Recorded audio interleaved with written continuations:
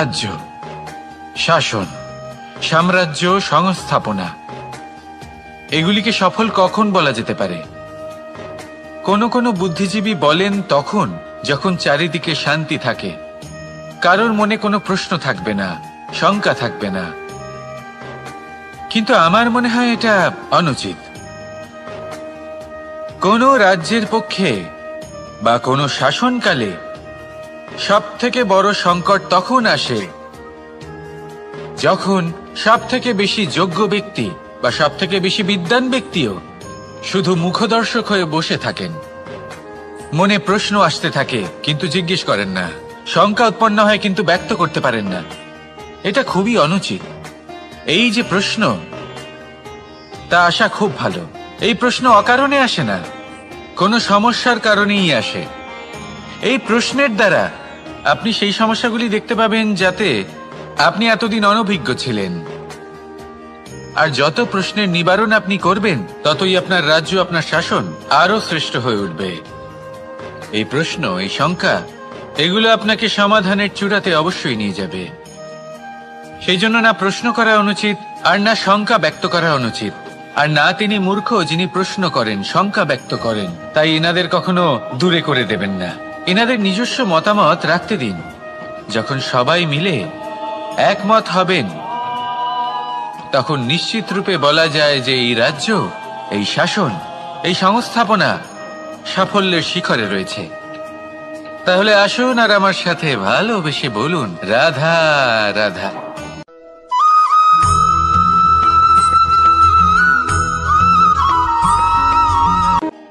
এই সংসারকে আপনি কেমন করে জানবেন, কেমন করে বুঝবেন? এবার আপনার উত্তর বড়ই সহজ হবে, সংসারকে নিজে চোখে দেখে। এটা অবশ্যই উচিত। এবারে দেখুন না, আমরা নিজে চোখে এই সংসারকে দেখি, একে চিনি, তারপরে আমরা বুঝতে পারি। কিন্তু আমরা এটা খেয়াল করতে পারি না যে সমস্ত সংসারকে দেখছে যে চোখ, তা কতটা ছোট হয়, তাই না? একা একজোড়া চোখ আমাদের সমস্ত সংসারকে দেখায়। তাহলে ভেবে দেখুন আপনার কাছে আর কি কি আছে। দুটি চোখ আছে, দুটি কান আছে, বলার ক্ষমতা আছে, যা দিয়ে আপনি শব্দ নির্মাণ করতে পারেন, শব্দ যা দিয়ে আপনি ব্রহ্ম বানাতে পারেন। দুই হাত আছে, যদি সে চায় তাহলে পাতাল খুঁড়ে সে জল নিয়ে আসতে পারে। দুটি পা আছে, যদি সে চায় তাহলে সংসারে যত বড়ই পর্বত হোক না কেন তাকে পার করতে পারে। একটা হৃদয় আছে যে প্রেমের বন্ধনে সবাইকে বেঁধে রাখে। একটা মন আছে যে প্রকাশের থেকেও বেশি তীব্র গতিতে চলে। এক মস্তিষ্ক আছে যে যত বড়ই সমস্যা হোক না কেন সমাধান বের করে ফেলে। এবারে ভেবে দেখুন আপনার কাছে কি কি নেই। বোঝার চেষ্টা করুন আপনি কতটা ধনবান। এই সংসারে সেই ব্যক্তি সুখী নন যার কাছে ধন আছে, সুখী সেই যে ধনের সদ্ব্যবহার করে। ঠিক তেমনি আপনার ধন হলো আপনার এই শরীরের ক্ষমতা। এই শরীরের ক্ষমতাগুলিকে ব্যবহার করে ধনাত্মক দৃষ্টিভঙ্গিতে সবকিছু দেখুন। এই সংসারকে বুঝুন, নিজেকে বুঝুন। এই সুখ চাইলেও আপনার থেকে দূরে থাকতে পারবে না। রাধা রাধা।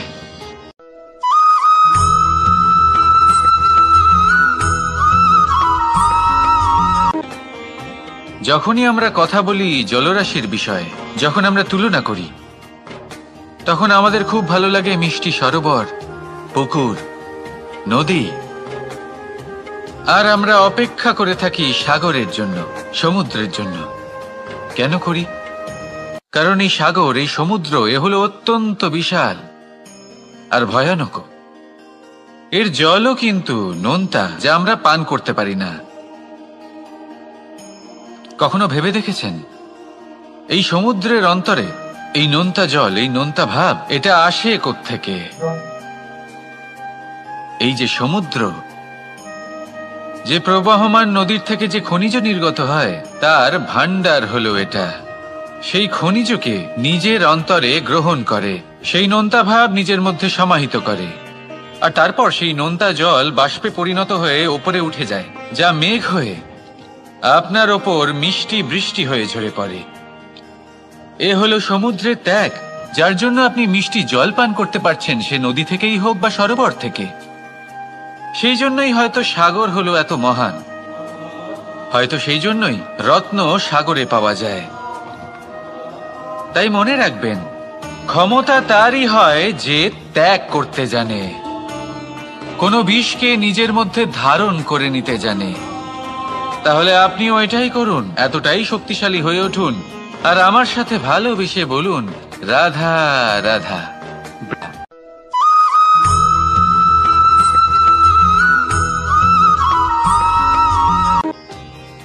মানুষ নিজের জীবনে সুখ পাওয়ার জন্য অনেকবার চেষ্টা করে, কিন্তু সহস্র প্রয়াসের পরেও ব্যক্তি মনের মতো সুখ পায় না।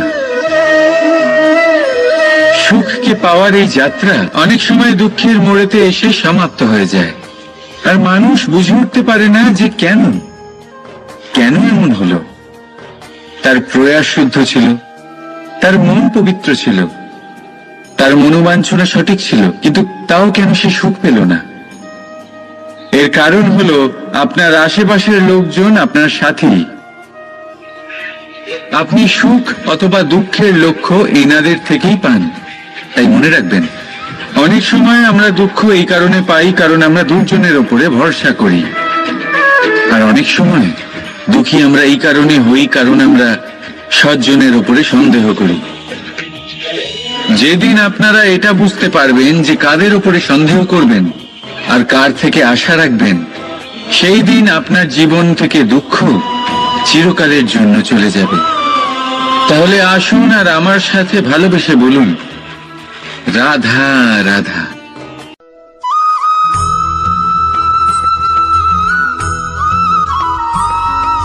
প্রকৃতি, নিয়তি কখনোই কারোর সাথে পক্ষপাত করে না, প্রত্যেককে জীবনদান দেয়, সমান সুযোগ প্রদান করে। এটা সেই ব্যক্তির উপরে নির্ভর করে যে সে কিভাবে তার থেকে লাভবান হয়ে উঠবে, তার নির্বাচনের উপর নির্ভর করে, তার দৃষ্টিভঙ্গির উপর নির্ভর করে যে সে কতটা ধনাত্মক বা কতটা নেতিবাচক। দুই ধরনের মানুষ হন। এমন কিছু মানুষ হন যারা প্রত্যেক পরিস্থিতি, প্রত্যেক সমস্যা এবং বিপদে সুযোগ খুঁজে বের করেন, আর কিছু এমন মানুষ রয়েছেন যারা যে কোনো সুযোগে কোথাও না কোথাও থেকে একটা সমস্যা খুঁজে বের করেন। এবার আপনি কি চান? আপনি সুযোগ চান, তাহলে সুযোগ পাবেন। আপনি সমস্যা পেতে চান, সমস্যা তো আপনি চাইলেই খুঁজে পাবেন। চয়ন আপনারই, যে আপনি কতটা ধনাত্মক থাকতে চান, কতটা নেতিবাচক থাকতে চান। ধনাত্মক থাকুন, জীবনে সব কিছু সম্ভব হবে। আসুন আর আমার সাথে ভালোবেসে বলুন, রাধা রাধা।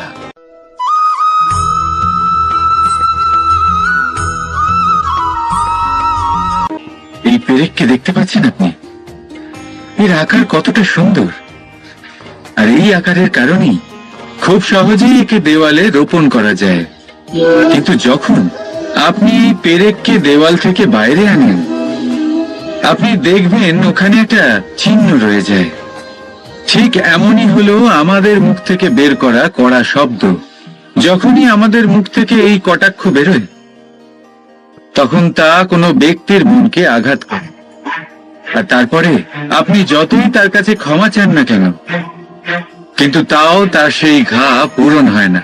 আপনার বলা সেই কথা, সেই কঠোর চিহ্ন ওই ব্যক্তির মনের দেওয়ালে খোদাই হয়ে থাকে। সেই জন্য আমি সবসময় বলি, এই শব্দের শক্তিকে আপনারা বুঝুন, এর মাহাত্ম্যকে বুঝুন। এই শব্দ ব্রহ্ম, কারণ যেভাবে আপনাকে এই শব্দ বিজয়ী করে তোলে, সেইভাবেই এই শব্দ আপনার ব্যাকুলতার কারণে, আপনার বাচনভঙ্গির কারণে, আপনার অতি উৎসাহের কারণে আপনাকে বিপরীত প্রহারও করতে পারে, যতই আপনার মন সুন্দর ও মধুর হোক না কেন।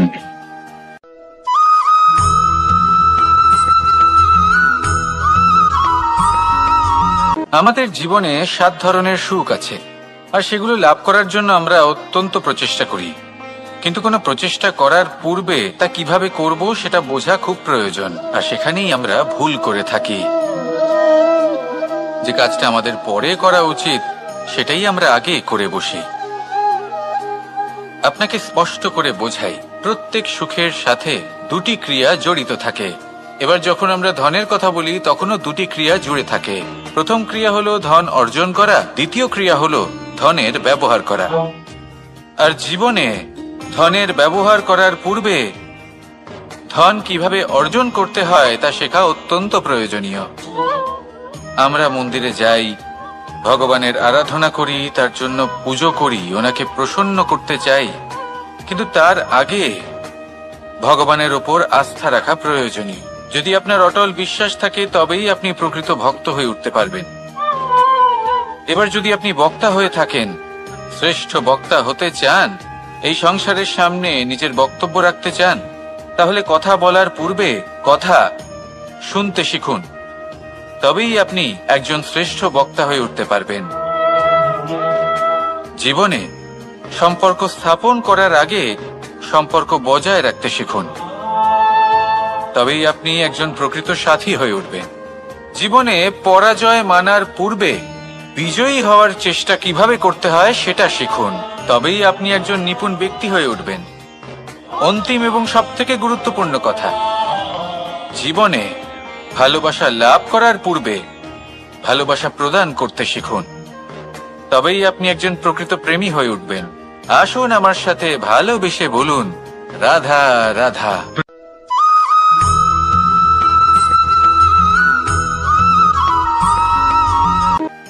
মানুষের শরীরের বিভিন্ন অঙ্গ দ্বারা ভিন্ন ভিন্ন প্রকারের কাজ করা হয়, আর সেই জন্য মানুষ নিজের শরীরের যত্ন করে, তার খেয়াল রাখে, নিজের শরীরকে সুস্থ রাখে, স্বচ্ছ রাখে, বস্ত্র পরিধান করে, আর কোথাও আঘাত লাগলে ক্ষতস্থান ঢেকে ফেলে।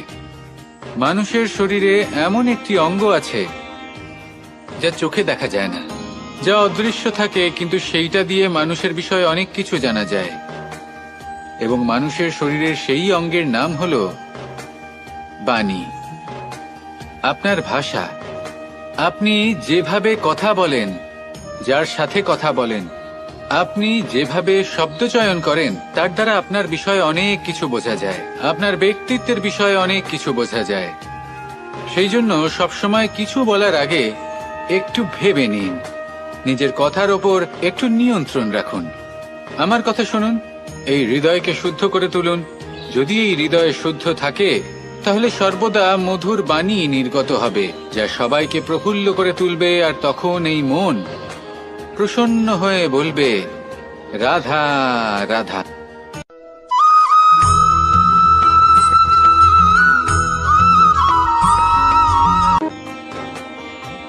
কেউ আমাকে মাখন চোর বলেন, কেউ বা আমাকে মুরলী মনোহর বলেন, কেউ আমাকে যুদ্ধ বিমুখ বলেন, কেউ বা আমাকে সুদর্শনধারী বলেন, কিন্তু আমি আসলে কে? আসুন, আজ আমি আপনাকে আমার আসল পরিচয় জানাবো। বাড়িতে সুস্বাদু মাখন থাকা সত্ত্বেও গোপীদের কাছে সুমধুর ভালোবাসাপূর্ণ বকুনি খাওয়া যে ভালোবাসে, সেই হলো কৃষ্ণ। আঙুলে সুদর্শন চক্র থাকা সত্ত্বেও যে রথের লাগাম ধরে থাকবে সেই সিদ্ধান্ত নিয়েছে, সেই হলো কৃষ্ণ। দ্বারকার মতো অনন্য রাজমহল থাকা সত্ত্বেও সুদামার মতো সখা যার অত্যন্ত প্রিয়, সেই হলো কৃষ্ণ। যদি আপনার মনে প্রেম থাকে, আপনি প্রেম বিতরণ করেন, সবাইকে ভালোবাসেন, এবং ভালোবাসা রক্ষার খাতিরে শস্ত্র হাতে নিতেও আপনি সক্ষম থাকেন, তাহলে আপনি হলেন কৃষ্ণ। আসুন আমার সাথে ভালোবেসে বলুন, রাধা রাধা।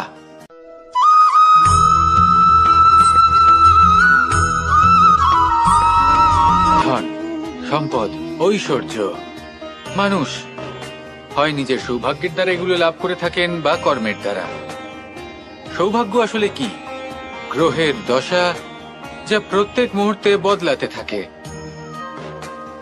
কর্মের মাধ্যমে যখন আপনি ধন অর্জন করেন, তখন সেই ধন আপনার আগামী প্রজন্ম লাভ করে। সেটা হয় সে ভোগ করে বা তার জন্য তার ভোগান্তি হয়, আর এটা নির্ভর করছে আপনার কর্মের ওপরে। কি কর্ম করেছেন আপনি সেই ধনকে লাভ করার জন্য?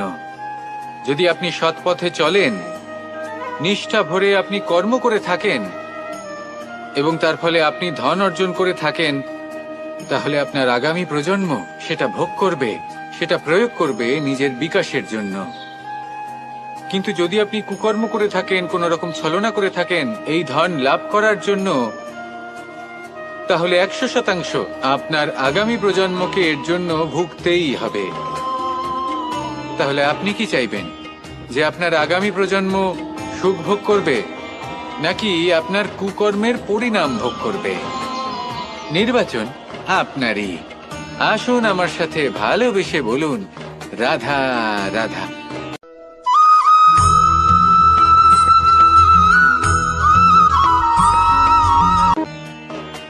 এমন অনেক মানুষ আছেন যারা আমাকে ভগবানের পরিভাষা জানতে চান, যে ভগবান আসলে কি, তিনি কেমন। এবার দেখুন, ভগবান হোক বা আপনার স্বপ্ন হোক বা আপনার লক্ষ্য হোক না কেন, সেই লক্ষ্য তখনই পূর্ণ হয়, তখনই তাকে লাভ করা সম্ভব যখন আপনার দৃষ্টিভঙ্গি মঙ্গলময় হয়, যখন আপনি নিজে মনে করবেন যে আমি যেটা পেতে চাইছি তা শুভ। উদাহরণস্বরূপ, কোনো পাখিকে দেখুন, সে গাছের ডালে বসে এবং সেখানেই বিশ্রাম করে, কিন্তু পড়ে না। কেন? কারণ ওর বিশ্বাস যে যে শাখার উপরে ও বসে আছে সেটাই হলো ওর বাসস্থান। যদি আপনি বিশ্বাস করেন, তাহলে আপনি পাথরের মধ্যেও ভগবান দর্শন করতে পারবেন। আর যদি বিশ্বাস না থাকে, তাহলে যদি ভগবান সামনে দাঁড়িয়েও থাকে, তবেও আপনার বিশ্বাস হবে না। তাই বিশ্বাস করতে শিখুন। এই বিশ্বাসের আধারেই আপনি সেই সব কিছু পাবেন যা আপনি পেতে চাইছেন। আসুন আমার সাথে ভালোবেসে বলুন, রাধা রাধা।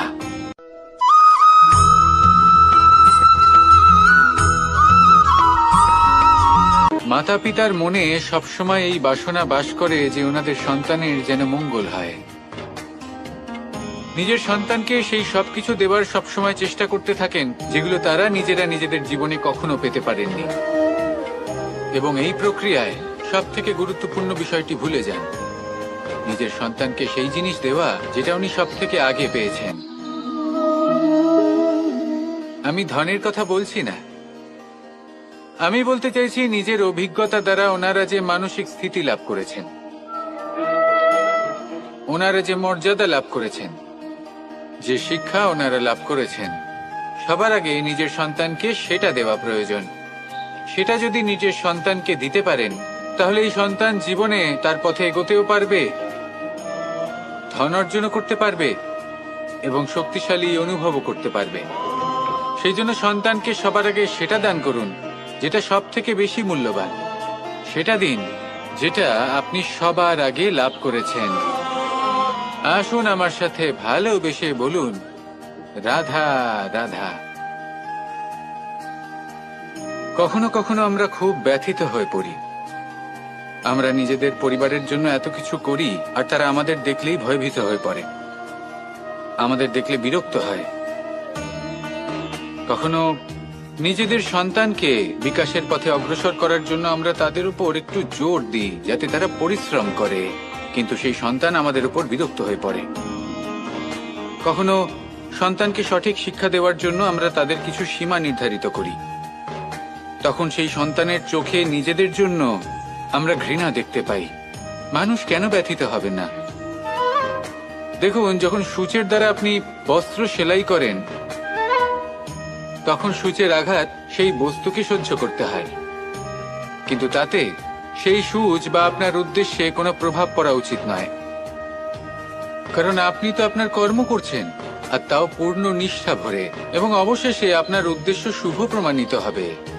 তাই কেউ বিরক্ত হচ্ছে বলে বা কারোর চোখে নিজের প্রতি ঘৃণা দেখার ভয় কখনো পিছিয়ে যাবেন না। কষ্ট না করে বিকাশ সম্ভব নয়। কর্ম করতে থাকুন, সবকিছু শুভ হবে। আসুন আমার সাথে ভালোবেসে বলুন, রাধা রাধা।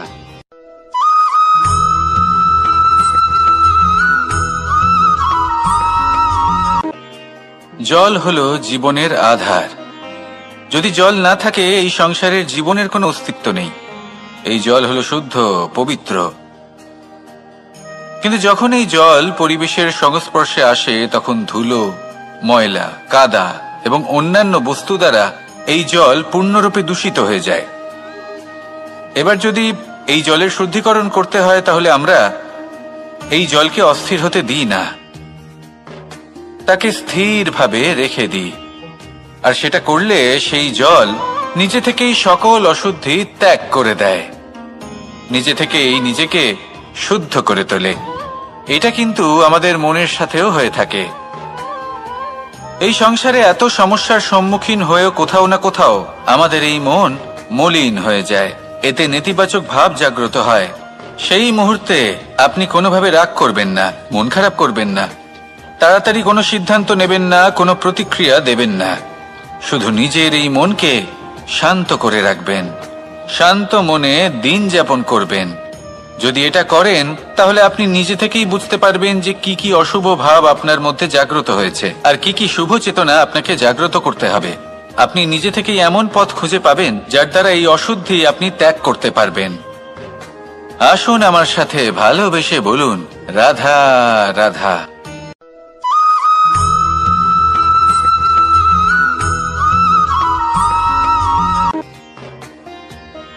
প্রেমের পরিভাষা আসলে কি?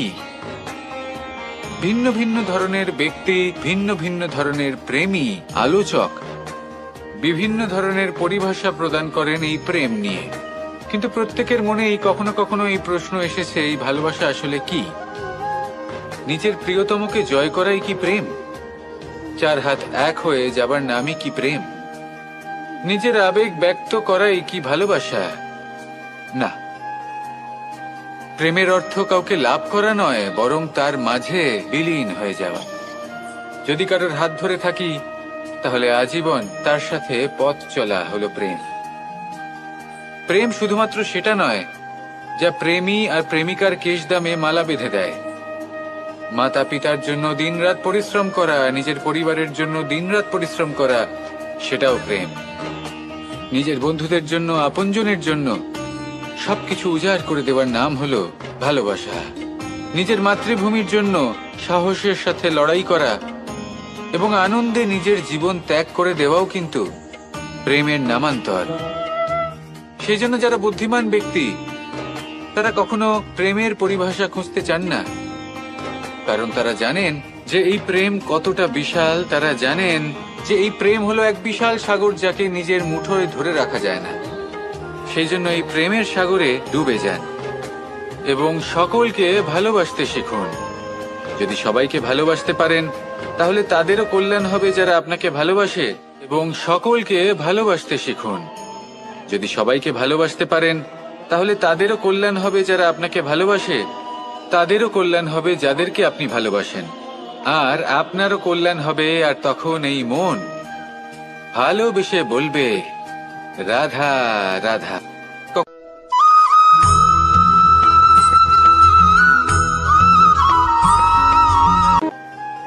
যদি আপনি নিজের জীবনে প্রকৃত বন্ধু নির্বাচন করতে চান তাহলে তার আগে দর্পণ আর ছায়া এই দুইয়ের বিশেষত্বর বিষয়ে জানাটা অত্যন্ত প্রয়োজনীয়। দর্পণ কি করে থাকে? যখনই আপনি দর্পণের দিকে তাকাবেন ও শুধুমাত্র আপনাকে সত্যের সাথে অবগত করাবে, ও আপনাকে কখনো মিথ্যে বলবে না। সেখানেই যদি ছায়ার কথা বলি তাহলে দেখুন ছায়া কি করে, সব সময় আপনার সাথে থাকে, কখনো আপনার সঙ্গ ত্যাগ করে না। এবার আপনার জীবনে যদি এমন কোনো বন্ধু আসে যে সবসময় আপনাকে সত্য কথা বলবে, আপনার অপগুণের বিষয়ে যদি আপনাকে বলে কিন্তু তাও সে সত্যিই বলবে, তাহলে তার উদ্দেশ্য কিন্তু আপনাকে দুঃখ দেওয়া নয়। সে আপনার অজ্ঞানতা, আপনার ভ্রম দূর করতে চায়। যদি আপনি কোনো অনুচিত পথে চলতে থাকেন তাহলে সে আপনাকে বাধা দিতে চায়। আর যদি সেই মিত্রই ছায়া সঙ্গীর মতো হয়, সে কখনোই সুখ দুঃখে আপনার সঙ্গ ত্যাগ করবে না। তার উদ্দেশ্য হলো সবসময় আপনাকে রক্ষা করা। তাই এরকম দর্পণ বা ছায়ার মতো কোনো বন্ধু যদি আপনার জীবনে আসে তাহলে তাকে কোথাও যেতে দেবেন না। সে আপনার জীবনকে সুখময় করে তুলবে। আর যদি আপনার জীবনে উপস্থিত বন্ধু এমন না হয় তাহলে তাকে নিজের থেকে দূরে করে দেওয়াই বাঞ্ছনীয়। তাহলে দর্পণ আর ছায়ার মতো প্রকৃত এবং ভালো বন্ধুকে নিজের জীবনে স্থান দিন আর আমার সাথে ভালোবেসে বলুন, রাধা রাধা।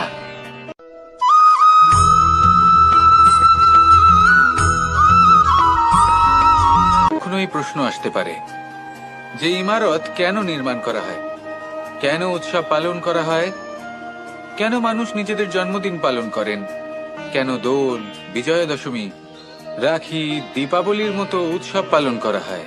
যদি এগুলো পালন না করা হয় তাতে কি যায় আসে? যদি এই দোল উৎসব পালন না করা হয় তাহলে কি এই সংসার ভুলে যাবে যে নারায়ণের প্রতি ভক্তির কারণে ভক্ত প্রহ্লাদকে অগ্নি স্পর্শও করতে পারেনি? যদি বিজয়া দশমী পালন না করা হয় তাহলে কি এই সংসার ভুলে যাবে যে এই দিনে শ্রীরাম রাবণকে বধ করেছিলেন?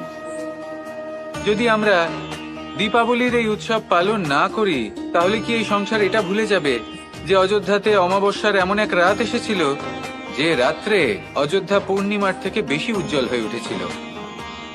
যদি এই রাখি উৎসব পালন না করা হয় তাহলে কি এই সংসারের ভাই এবং বোনেরা একে অপরের প্রতি ভালোবাসা কি সেটা ভুলে যাবে? বিষয়টা ভুলে যাওয়ার নয়, বিষয়টা হলো মনে রাখা। যখন জীবনে আমরা কোনো একটা স্থানে পৌঁছই, উপলব্ধিগুলোর উৎসব পালন করি, যাতে সেই মুহূর্তে আমরা সকলের মধ্যে আনন্দ ছড়াই এবং মানুষ সেই মুহূর্তটা মনে রাখেন। এই স্মৃতিগুলোই মানুষের মধ্যে বিশ্বাসের জন্ম দেয়। এই বিশ্বাস যে আগামী যেদিন আসছে তাতে আরো আনন্দের সম্ভাবনা রয়েছে। ভালোবাসার এই উৎসব, ভালোবাসার এই পার্বণ, এটা মানুষের মনে বিশ্বাসের জন্ম দেয় যে প্রত্যেক যুগে কেউ না কেউ এসেছে এবং পরবর্তীতেও আসবে। তাহলে আসুন আমরা ডুবে যাই আমার লীলার এই প্রেম যাত্রায় এবং ভালোবাসার এমন একটা উৎসব পালন করা যাক যা এই সংসার যুগ যুগ পর্যন্ত মনে রাখবে। তাহলে আসুন আর আমার সাথে ভালোবেসে বলুন, রাধা রাধা।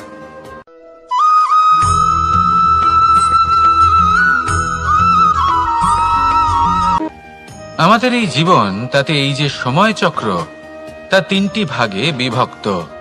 এক হলো অতীতকাল, ফেলে আসা অতীত, তারপরে আসে বর্তমান, এখনকার এই মুহূর্ত, আর তারপর আসে আগামীকাল অর্থাৎ ভবিষ্যৎ। এবার এখানে সবথেকে গুরুত্বপূর্ণ হলো অতীতকাল, ভবিষ্যৎকাল, ফেলে আসা অতীত এবং আগামী সময়। কেন? কারণ এই দুইয়ের উপর নির্ভর করছে যে আপনি বর্তমানে কি করতে চলেছেন। শুধু প্রয়োজন হলো সঠিক দৃষ্টিভঙ্গির।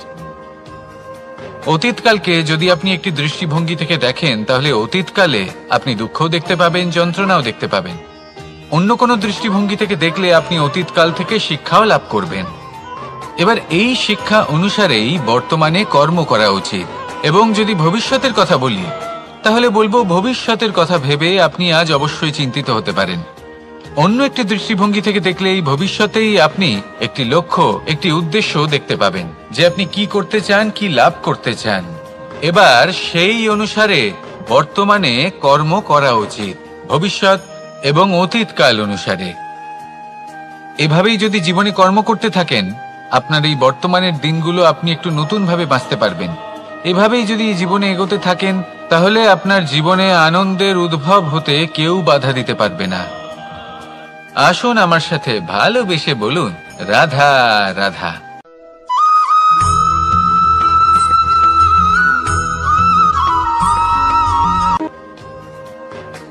সমুদ্র মন্থনের সময় দুই ধরনের রত্ন লাভ করা হয়েছিল। প্রথম হলাহল, যার প্রভাব থেকে এই সমস্ত সংসারের জীবের প্রাণ বাঁচানোর জন্য মহাদেব তাকে নিজের কণ্ঠে ধারণ করে নিয়েছিলেন। আর দ্বিতীয় অমৃত, যেটা কিঞ্চিত পরিমাণ মাত্রায় পাওয়া গেছিল। কখনো কখনো জীবনে এমন কোনো বস্তু যা আপনি প্রয়োজনের থেকেও অনেক বেশি মাত্রায় ভোগের জন্য লাভ করে থাকেন, তা আপনার জন্য বিষ প্রমাণিত হতে পারে। যেমন জল, প্রয়োজনের থেকে অনেক বেশি মাত্রায় যদি এই জল আসে তাহলে আপনার প্রাণ কাটতে পারে। কিন্তু পরিশ্রমের পরে এক পাত্র শীতল জল দ্বারা আপনি যদি স্নান করে নেন তাহলে তা আপনার শরীরের জন্য অমৃত হবে। পরিশ্রম করার পরে যদি আপনার শরীর এক পাত্র খাবার লাভ করে তাহলে তা আপনার শরীরের জন্য অমৃত। কিন্তু যদি কোনো পরিশ্রম না করেই আপনি দিনরাত শুধুই খাবার গ্রহণ করতে থাকেন তাহলে আপনার কাছে তা বিষ সমান। বিষ এবং অমৃত গ্রহণ করাটা আপনার উপরে নির্ভর করছে। কোনো বস্তু আপনার পক্ষে বিষও হতে পারে, আবার অমৃতও হতে পারে। নির্ভর করছে যে আপনি সেটা কিভাবে ব্যবহার করছেন, কতটা মাত্রায় ব্যবহার করছেন। আসুন আমার সাথে ভালোবেসে বলুন, রাধা রাধা।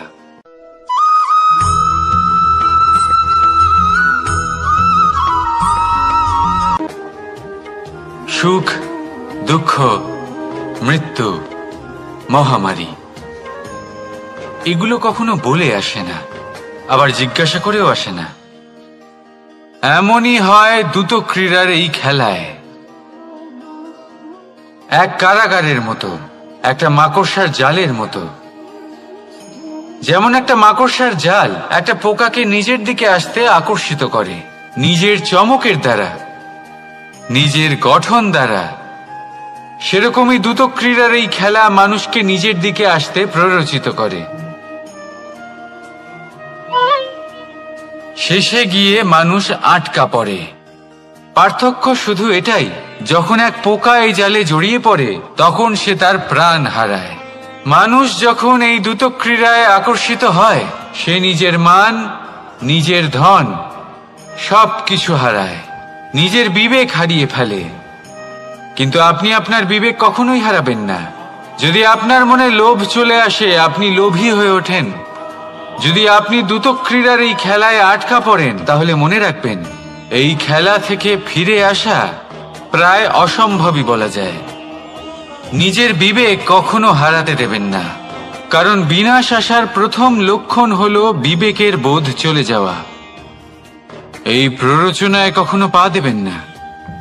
আর আমার সাথে ভালোবেসে বলুন, রাধা রাধা।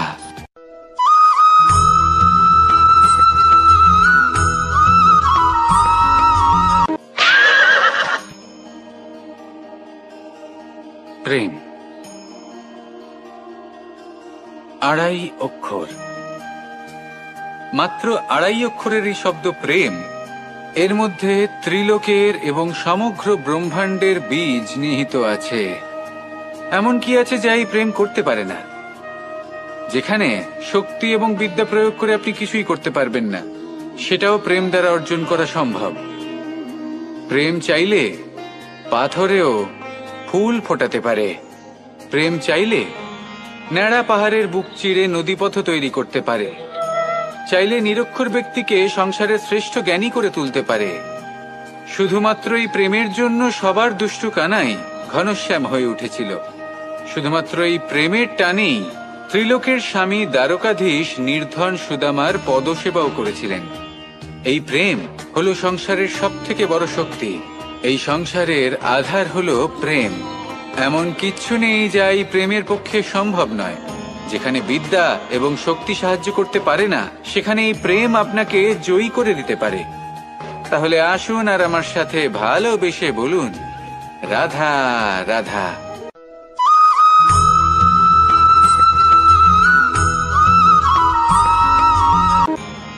বরদান এবং অভিশাপ, এই দুই হলো একই মুদ্রার দুটি পিঠ।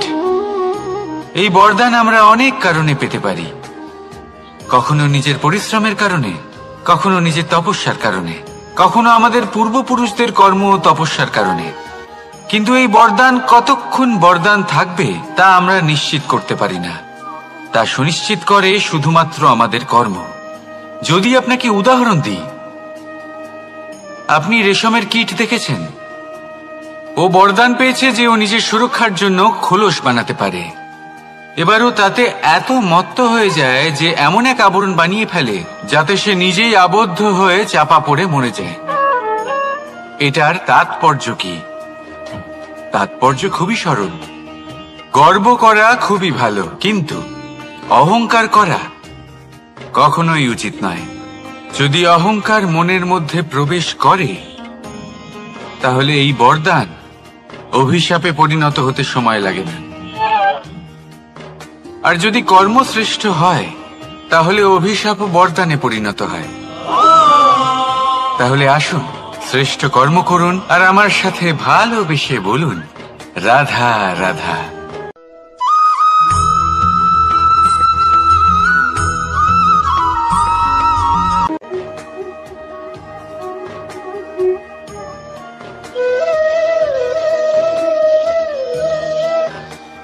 কর্ম এবং ফল। দেখতে গেলে এই সমস্ত ব্রহ্মাণ্ড এই দুইয়ের মাঝেই স্থির হয়ে আছে। মানুষজন কর্ম করেন ভালো ফল লাভের আশায়, আর ভালো ফল লাভের আশায় উনি এটাই ভুলে যান যে উনি যে কর্ম করছেন তা কি করছেন। আমি বলেছিলাম কর্ম করুন ফলের চিন্তা না করে, কিন্তু কি কর্ম করছেন সেই বিষয়ে ভাবাটাও অত্যন্ত আবশ্যক। নয়তো অনেক সময় আমরা এমন কর্ম করে ফেলি যা না চাইতেও বিষে পরিণত হয়, যা হয়েছে দুঃশাসনের সাথে, দুর্যোধনের সাথে, গুরু দ্রোণের সাথে। একজনের মানসিকতা উচিত ছিল না, একজনের বিবেক উচিত ছিল না, আরেকজন যে পক্ষ নির্বাচন করেছিলেন সেই পক্ষ উচিত ছিল না। আর যা কিছু ওনাদের সাথে হলো, আপনার আমাদের সকলের সাথে তা হতে পারে। আমি বলেছিলাম কর্ম করুন, ফলের চিন্তা করবেন না, কিন্তু এই কর্মের বিষয়ে বিচার করে দেখাটাও ততটাই আবশ্যক। দেখুন, কর্ম করার উচিত প্রক্রিয়া ফলের চিন্তা না করা, কিন্তু যদি আপনার কর্ম শুভ হয় তাহলে তার ফলও নিয়তি আপনাকেই দেবে। সর্বদা কর্ম করার সময় এটা ভাবুন যে আপনার এই কর্ম এই সংসারকে, এই সমাজকে, আপনার পরিবারকে, আপনার আশেপাশের মানুষজনকে কোন দিশায় নিয়ে যাবে। যদি এটা সবার জন্য মঙ্গলময় হয় তাহলে কর্ম করতে থাকুন। আর হ্যাঁ, নিশ্চিত রূপে ফলের চিন্তা করবেন না। আসুন আমার সাথে ভালোবেসে বলুন, রাধা রাধা।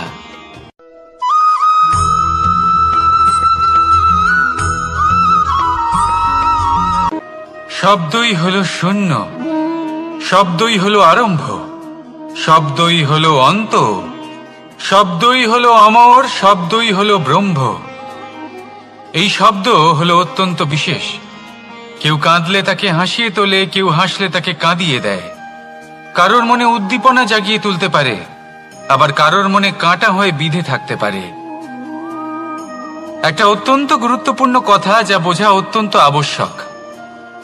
আপনার মন, আপনার হৃদয়ে যতই শুদ্ধ হোক না কেন, যতই পবিত্র হোক না কেন, আপনার দৃষ্টিভঙ্গি যতই স্পষ্ট হোক না কেন, যদি আপনার কথা পবিত্র না হয়, যদি আপনার শব্দ শুদ্ধ না হয়, তাহলে তা আপনাকে আপনার কর্মফল ভোগ করতে বাধ্য করবেই। একটা সহজ উদাহরণ দিই। আপনার জীবনে এমন কেউ অবশ্যই থাকবেন যাকে আপনি পছন্দ করেন না, যিনি হয়তো অধর্মী মানুষ, যিনি হয়তো দুর্বুদ্ধি সম্পন্ন মানুষ, কিন্তু তার জন্য অপশব্দ প্রয়োগ করলে তার মধ্যে কোনো পরিবর্তন আসবে না, তার মানসিকতা বদলাবে না, শুধু মনে প্রতিশোধ স্পৃহা জেগে উঠবে, মনে হিংসা জাগবে, আর কিচ্ছু নয়। সেই জন্য নিজের শব্দকে নিয়ন্ত্রণ করুন, নিজের কথা সংযত করুন। শ্রেষ্ঠ থেকে শ্রেষ্ঠতর মানুষকেও সাবধানী হতে হয়, কারণ যদি এই শব্দের প্রয়োগ সঠিক না হয় তাহলে আজীবন মানুষকে নির্বাক হয়ে থাকতে হতে পারে। তাহলে নিজের শব্দ নিয়ন্ত্রিত রাখুন, নিজের কথাকে শুভ করুন, এতে প্রেমবোধ জাগিয়ে তুলুন, আর সেই প্রেমবোধ নিয়েই বলুন, রাধা রাধা।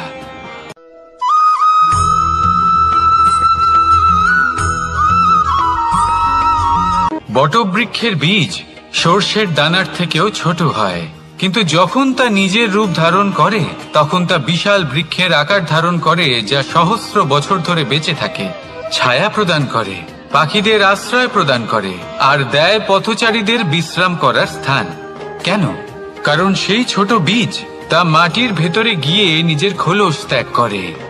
অন্ধকারে থাকে সে, যতই আলো আসুক না কেন, যতই বর্ষা আসুক না কেন, সব সহ্য করে। আর তারপরে একটা চারা গাছ অঙ্কুরিত হয়, তারপর ধীর গতিতে একটা বিশাল বৃক্ষতে পরিণত হয়। দেখুন, জীবনে কঠিন সময় আসে, এই জন্য নয় যে আপনি হার মেনে নেবেন, এই জন্য আসে যাতে আপনি ভবিষ্যৎ নির্মাণের জন্য নিজেকে তৈরি করতে পারেন। যদি কঠিন সময়ে আপনি ওই বীজের মতো দৃঢ় হয়ে থাকতে পারেন, তাহলে আপনিও একদিন সেই বিশাল বৃক্ষের মতো নিজের অস্তিত্ব গড়ে তুলতে পারবেন, যা সহস্র বছর পর্যন্ত মনে রাখা হবে। আসুন আমার সাথে ভালোবেসে বলুন, রাধা রাধা।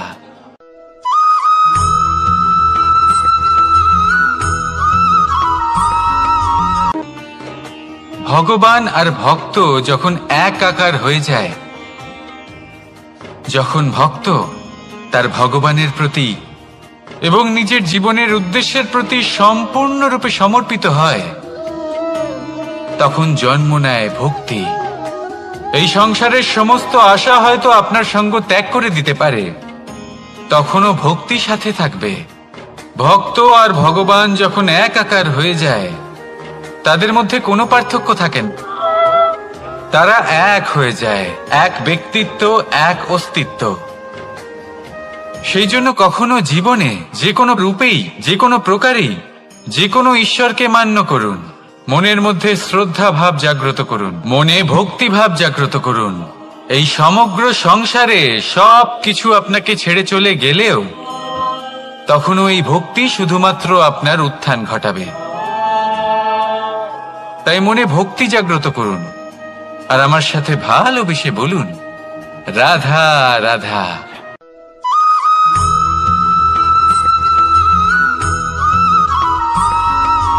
বটবৃক্ষের বীজ সর্ষের দানার থেকেও ছোট হয়, কিন্তু যখন তা নিজের রূপ ধারণ করে তখন তা বিশাল বৃক্ষের আকার ধারণ করে, যা সহস্র বছর ধরে বেঁচে থাকে, ছায়া প্রদান করে, পাখিদের আশ্রয় প্রদান করে আর দেয় পথচারীদের বিশ্রাম করার স্থান। কেন? কারণ সেই ছোট বীজ তা মাটির ভেতরে গিয়ে নিজের খোলস ত্যাগ করে। অন্ধকারে থাকে সে, যতই আলো আসুক না কেন, যতই বর্ষা আসুক না কেন, সব সহ্য করে। আর তারপরে একটা চারা গাছ অঙ্কুরিত হয়, তারপর ধীর গতিতে একটা বিশাল বৃক্ষতে পরিণত হয়। দেখুন, জীবনে কঠিন সময় আসে, এই জন্য নয় যে আপনি হার মেনে নেবেন, এই জন্য আসে যাতে আপনি ভবিষ্যৎ নির্মাণের জন্য নিজেকে তৈরি করতে পারেন। যদি কঠিন সময়ে আপনি ওই বীজের মতো দৃঢ় হয়ে থাকতে পারেন, তাহলে আপনিও একদিন সেই বিশাল বৃক্ষের মতো নিজের অস্তিত্ব গড়ে তুলতে পারবেন, যা সহস্র বছর পর্যন্ত মনে রাখা হবে। আসুন আমার সাথে ভালোবেসে বলুন, রাধা রাধা।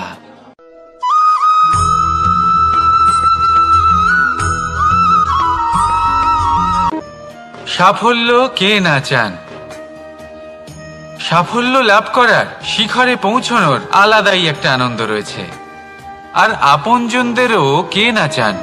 প্রত্যেক মানুষ চান যেন জীবনে তার কোনো আপনজন থাকে, যারা সবসময় তাদের সাথে থাকবে, কারণ আপনজনের সাথেই তো সাফল্যের আনন্দ সব থেকে বেশি পাওয়া যায়। কিন্তু আসলে কি হয়, অনেক সময় সাফল্যের খোঁজে সেই পথে চলতে চলতে আমরা আপনদের থেকে দূরে চলে যাই, না চাইতেও দূরে চলে যেতে হয়, ওনাদের সাথে সময় কাটাতে পারি না। আর আমরা ভুলে যাই যে সাফল্যের আসল আনন্দ আপনজনদের সাথেই পাওয়া যায়। সফল হওয়ার পরে আপনদের সাথে দেখা হলে তাদের চোখে আমাদের জন্য যে আবেগ থাকে, যে সম্মান, যে প্রেম থাকে, সেটাই হলো আসল পুরস্কার। আমরা সেই কথা ভুলে যাই এবং একা হয়ে পড়ি। বেশিরভাগ সময় এটাই হয়, বেশিরভাগ সময় সফল মানুষগুলি একা হয়ে যান। এবার আপনি কি চান? আপনি অসফল হয়ে দিনগুলি একাকিত্বে কাটাতে চান, নাকি সফল হয়ে আপনজনদের সাথে আনন্দে থাকতে চান? সেই সিদ্ধান্ত আপনার। সাফল্যের পেছনে ছুটুন, নিজেকে উজাড় করে দিন, কিন্তু আপনজনদের সঙ্গ ত্যাগ করবেন না। সেই আপনজন যারা আপনার সাফল্যের জন্য দায়ী, সেই আপনজন যিনি আপনার সাফল্যে আনন্দ পান, সুখ লাভ করেন, তাদের কখনো ত্যাগ করবেন না। আসুন আমার সাথে ভালোবেসে বলুন, রাধা রাধা।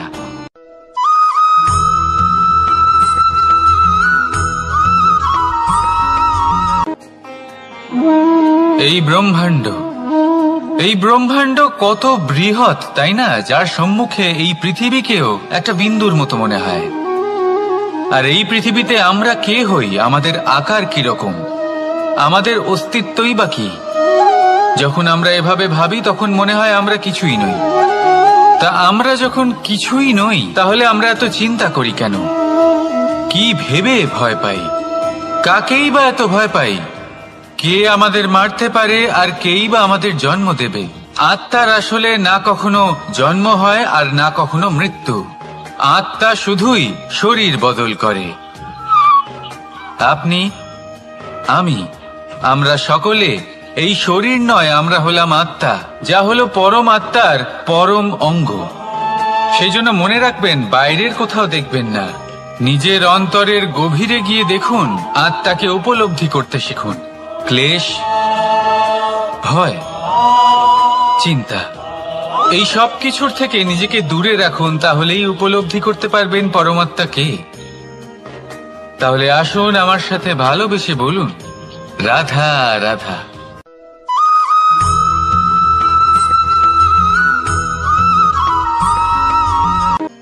মানুষ আর ধন, এই দুইয়ের মধ্যে সম্পর্ক খুব ঘনিষ্ঠ। ধন হলো সেই শক্তি যার ব্যবহার মানুষ করে থাকে সাংসারিক বস্তু ক্রয় করার জন্য, নিজের জীবন যাপন করার জন্য। আর মানুষ হলো সেই শক্তি যারা ধনকে গুরুত্বপূর্ণ করে তোলেন। এবার একটা কথা বলি, ব্যবহার করা উচিত ধনকে আর ভালোবাসা উচিত মানুষকে। এটা বেশিরভাগ মানুষই বোঝেন না। মানুষ এখানেই সব থেকে বড় ভুল করে বসেন। তারা ভালোবাসেন ধনকে আর ব্যবহার করেন মানুষকে। এ হলো অনুচিত।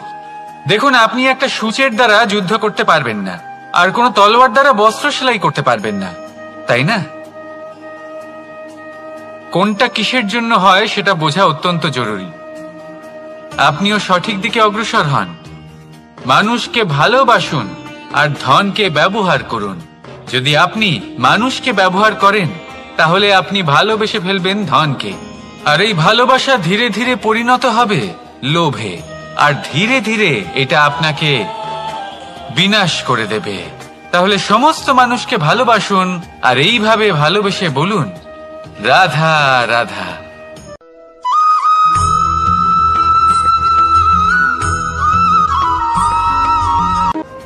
পরিবর্তন এই সংসারের শাশ্বত নিয়ম। কোন রাজা নেই যিনি চিরকাল রাজা থাকেন, কোন ধনী ব্যক্তি নেই যিনি চিরকাল ধনী থাকবেন। এই সংসারে সূর্যের স্থান নেওয়ার জন্য চন্দ্রিমার আগমন ঘটে। কোন স্থান যাকে পতিত বলা হয়েছিল সেখানে মহল তৈরি হয়েছে। কোন স্থান যাকে আজ মলিন বলা হয়েছে কাল সেখানে মন্দিরও স্থাপন হতে পারে। কোন ঋতু চিরকালের জন্য থাকে না, কখনো সময় চিরকাল একরকম থাকে না। আজ যা আপনার কাছে রয়েছে কাল অন্য কারোর ছিল। আজ যে আপনার কাছে রয়েছে কাল তা অন্য কারোর কাছে চলে যাবে। আপনার সাথে কিছু থাকলে তা হলো আপনার কর্ম, কিন্তু সেই কর্মের পরিণামও আপনার নয়। আপনি শুধু কর্ম করুন, বাকি সবকিছুই পরিবর্তনশীল।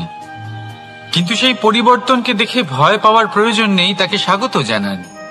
যদি আপনি হাসি মুখে সেই পরিবর্তনকে স্বাগত জানান, তাহলে এই পরিবর্তনও হাসি মুখে আপনার সাথে থাকবে। আসুন আমার সাথে ভালোবেসে বলুন, রাধা রাধা।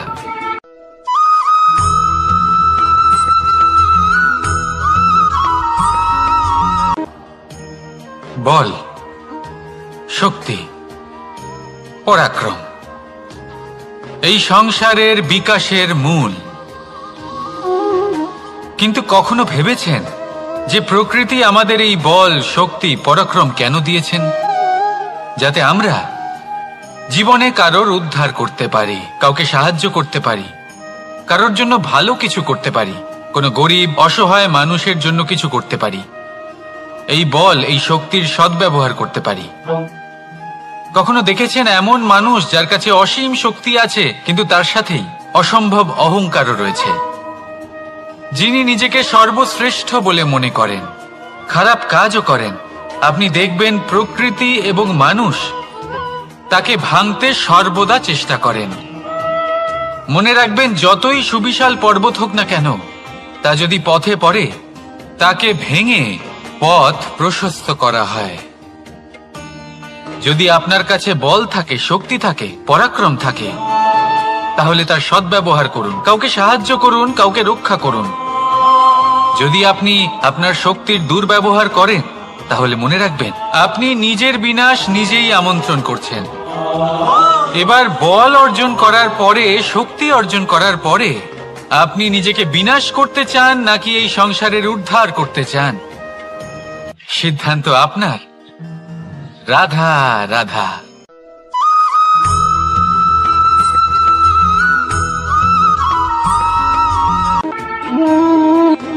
সময়, এই সময় আসলে কি? এই সময় একটা সরল রেখা তো কখনোই নয়। সময় হলো একটা চক্র, যেখানে এর আদি সেখানেই হলো এর অন্ত, আর যেখানে তা শেষ হয় সেখান থেকেই তার শুরু হয়।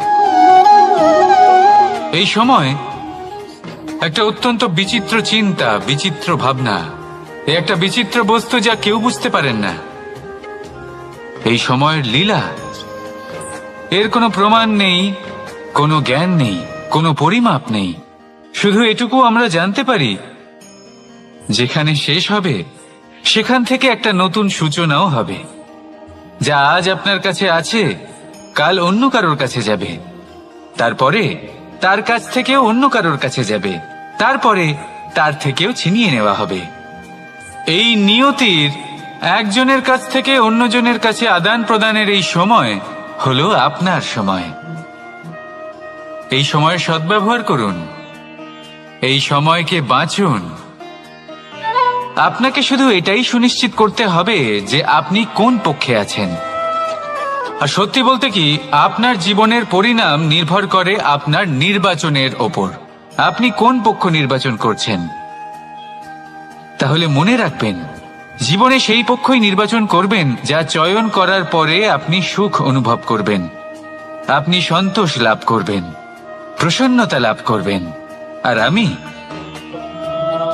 আমি এটাই সুনিশ্চিত করব যে এই পক্ষ যেন শান্তির পক্ষ হয়, এই পক্ষই যেন প্রেমের পক্ষ হয়।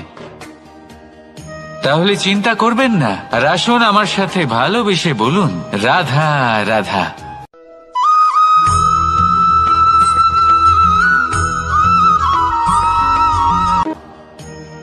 বল, শক্তি, পরাক্রম এই সংসারের বিকাশের মূল।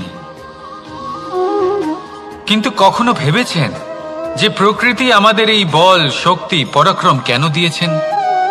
যাতে আমরা জীবনে কারোর উদ্ধার করতে পারি, কাউকে সাহায্য করতে পারি, কারোর জন্য ভালো কিছু করতে পারি, কোনো গরিব অসহায় মানুষের জন্য কিছু করতে পারি। এই বল, এই শক্তির সদ্ব্যবহার করতে পারি।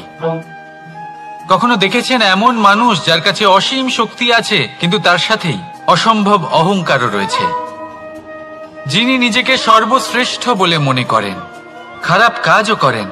আপনি দেখবেন প্রকৃতি এবং মানুষ তাকে ভাঙতে সর্বদা চেষ্টা করেন। মনে রাখবেন, যতই সুবিশাল পর্বত হোক না কেন, তা যদি পথে পড়ে তাকে ভেঙে পথ প্রশস্ত করা হয়।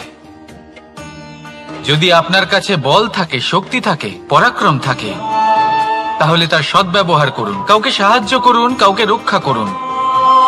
যদি আপনি আপনার শক্তির দুর্ব্যবহার করেন, তাহলে মনে রাখবেন আপনি নিজের বিনাশ নিজেই আমন্ত্রণ করছেন। এবার বল অর্জন করার পরে, শক্তি অর্জন করার পরে আপনি নিজেকে বিনাশ করতে চান নাকি এই সংসারের উদ্ধার করতে চান? সিদ্ধান্ত আপনার। রাধা রাধা।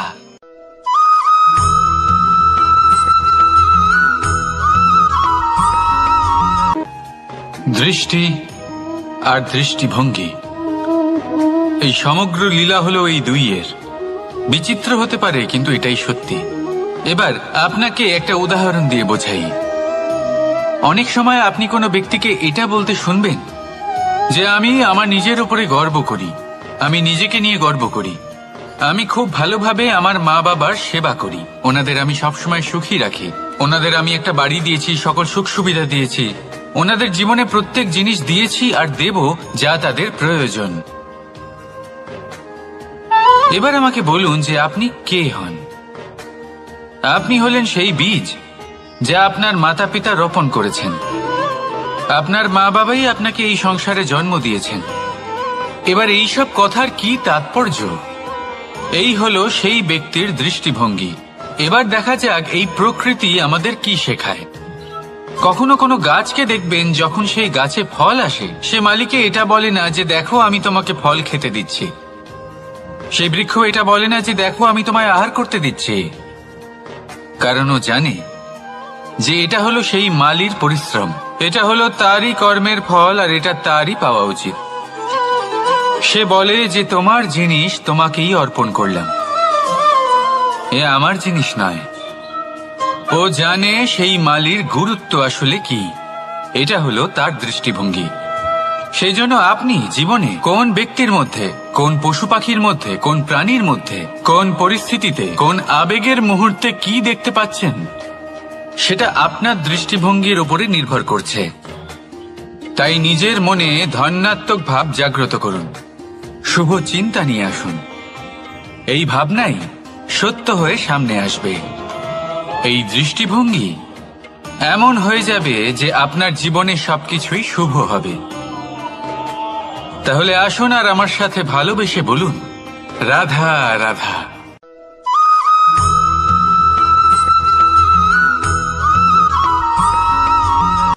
আপনি কি কখনো জলকে নিজের মুঠোতে ধরে রাখার চেষ্টা করেছেন?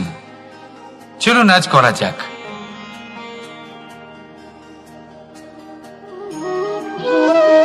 যদি আপনি নিজের মুঠো জোরে বন্ধ করেন, জল ধরে রাখতে পারবেন না।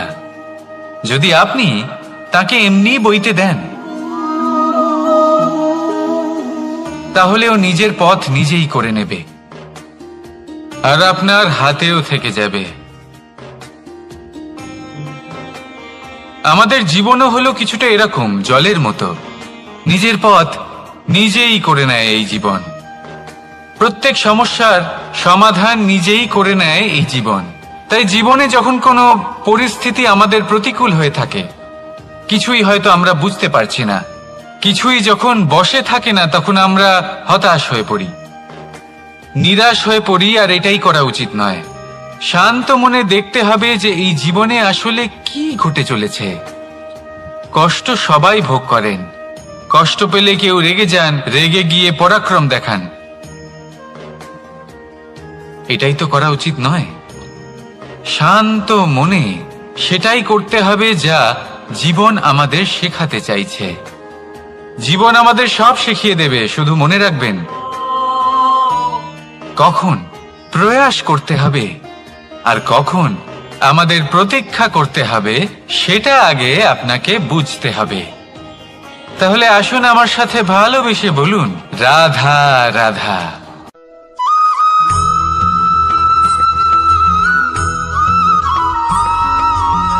প্রতিশোধ অথবা কাউকে দুঃখ দেওয়ার ভাবনা, যদি এটা আপনার মনে থাকে, তাহলে আপনি নিজের মনেই যন্ত্রণার একটা বিশাল বৃক্ষ রোপণ করছেন, এটা মনে রাখবেন। কারণ কাউকে দুঃখ দেবার এই ভাবনা, এটা হলো সেই বীজ যা আপনার মনেই পতিত হবে, আপনার মনেই অঙ্কুরিত হবে, আর আপনার মনেই একটা বিশাল বৃক্ষরূপে বেড়ে উঠবে। জীবন আপনার, কর্ম আপনার, কাউকে দুঃখ দেবার ভাবনা আপনার ছিল, এই বৃক্ষ হলো আপনার, তাই এর ফলও আপনিই পাবেন, যা গ্রহণও আপনাকেই করতে হবে।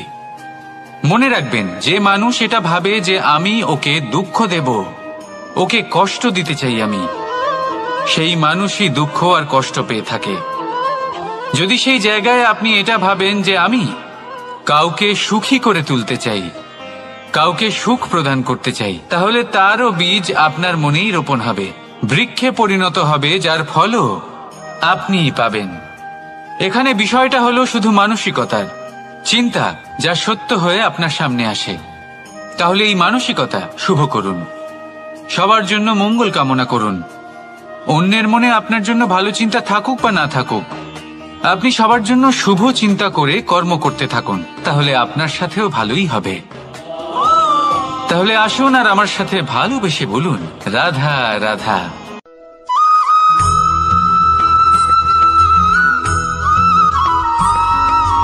বাজ পাখিকে পক্ষীরাজ বলা হয়। বাজের আয়ু হলো মোটামুটি 70 বছর।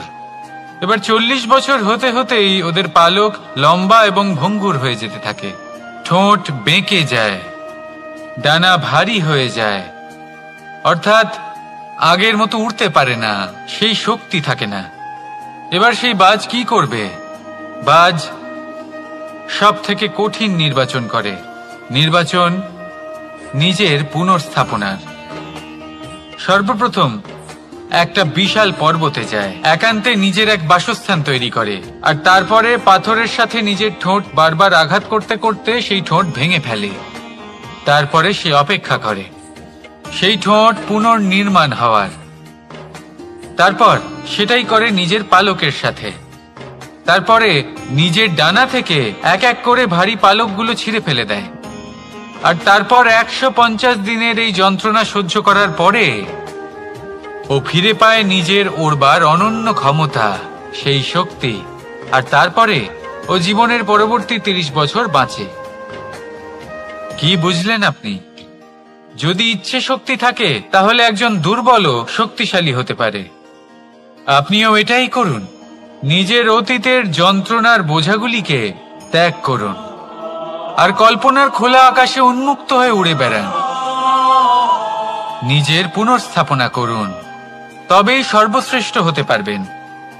আর মনে রাখবেন, এই ছোট ছোট পদক্ষেপই বড় বড় শিখরে পৌঁছে দিতে পারে।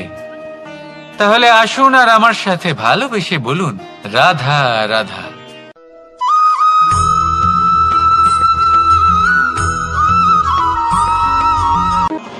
সুখ আর অভিজ্ঞতা, এই দুই জীবনে একসাথে কখনোই আসে না। মনে রাখবেন, যেখানে সুখ থাকে সেখানে অভিজ্ঞতা থাকে না। আর যখন এই সুখ আমাদের জীবন থেকে দূরে চলে যায়, তখন আমাদের জীবনে আসে এই অভিজ্ঞতা। পরমাত্মা, প্রকৃতি, নিয়তি এই অভিজ্ঞতাকে আমাদের জীবনে পাঠান, যাতে আমরা একটা অত্যন্ত গুরুত্বপূর্ণ শিক্ষা, একটা জ্ঞান প্রাপ্ত করতে পারি। এই অভিজ্ঞতা আমাদের শেখায় যে অতীতে এমন কি হয়েছিল যা আমাদের করা উচিত হয়নি।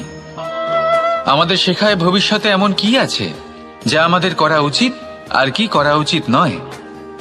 দেখতে গেলে এই অভিজ্ঞতা আমাদের সেই শিক্ষা দেয় যার জন্য আমরা সুখের দিকে উচিতভাবে অগ্রসর হতে পারি। সেই জন্য জীবনে যখনই দুঃখ আসবে, দুঃখের এই সময় আসবে, তখন হতাশ হবেন না। বোঝার চেষ্টা করুন এই পরিস্থিতি কেন এসেছে, কি শিক্ষা দিতে এসেছে। যদি আপনি সেই জ্ঞান লাভ করেন, সুখের পথে অগ্রসর হন, তাও উচিত রূপে, তাহলে এই অভিজ্ঞতার উদ্দেশ্য পূরণ হয়ে যায়। তাহলে আসুন আর আমার সাথে ভালোবেসে বলুন, রাধা রাধা।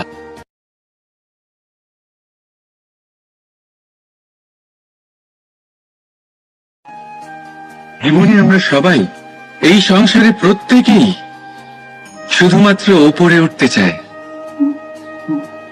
এমন কেউ নেই যে নিচে পড়তে চায়। কিন্তু আপনাকে যদি সত্যের সাথে পরিচয় করাই, তাহলে নিচে পড়া অত্যন্ত আবশ্যক।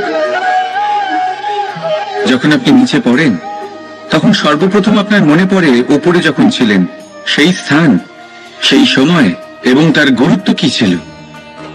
তার থেকেও বড় শিক্ষা, আপনার যখন পতন ঘটে তখন আপনি বুঝতে পারেন আপনার আপন কে আর আপনার পর কে। কে আপনার শুভাকাঙ্ক্ষী আর তারা কে যারা আপনাকে ঈর্ষা করেন, আপনাকে ঘৃণা করেন। দেখুন, যখন আপনার পতন ঘটে, সেই সময় যিনি হাত বাড়াবেন আপনাকে সাহায্য করার জন্য, উনিই আপনার আপনজন। আর যখন আপনার পতন ঘটে, তখন শান্ত হয়ে দেখবেন যে আপনাকে দেখে হাসছে সেই আপনার পর। আর এই আপনজন আর পরের জ্ঞান তখনই হবে যখন আপনার পতন ঘটবে, তখন নয় যখন আপনি উন্নতি করছেন। সেই কারণে পতনকে কখনো ভয় পাবেন না। এটা আপনাকে জীবনের খুব বড় এক শিক্ষা দিয়ে যায়। রাধা।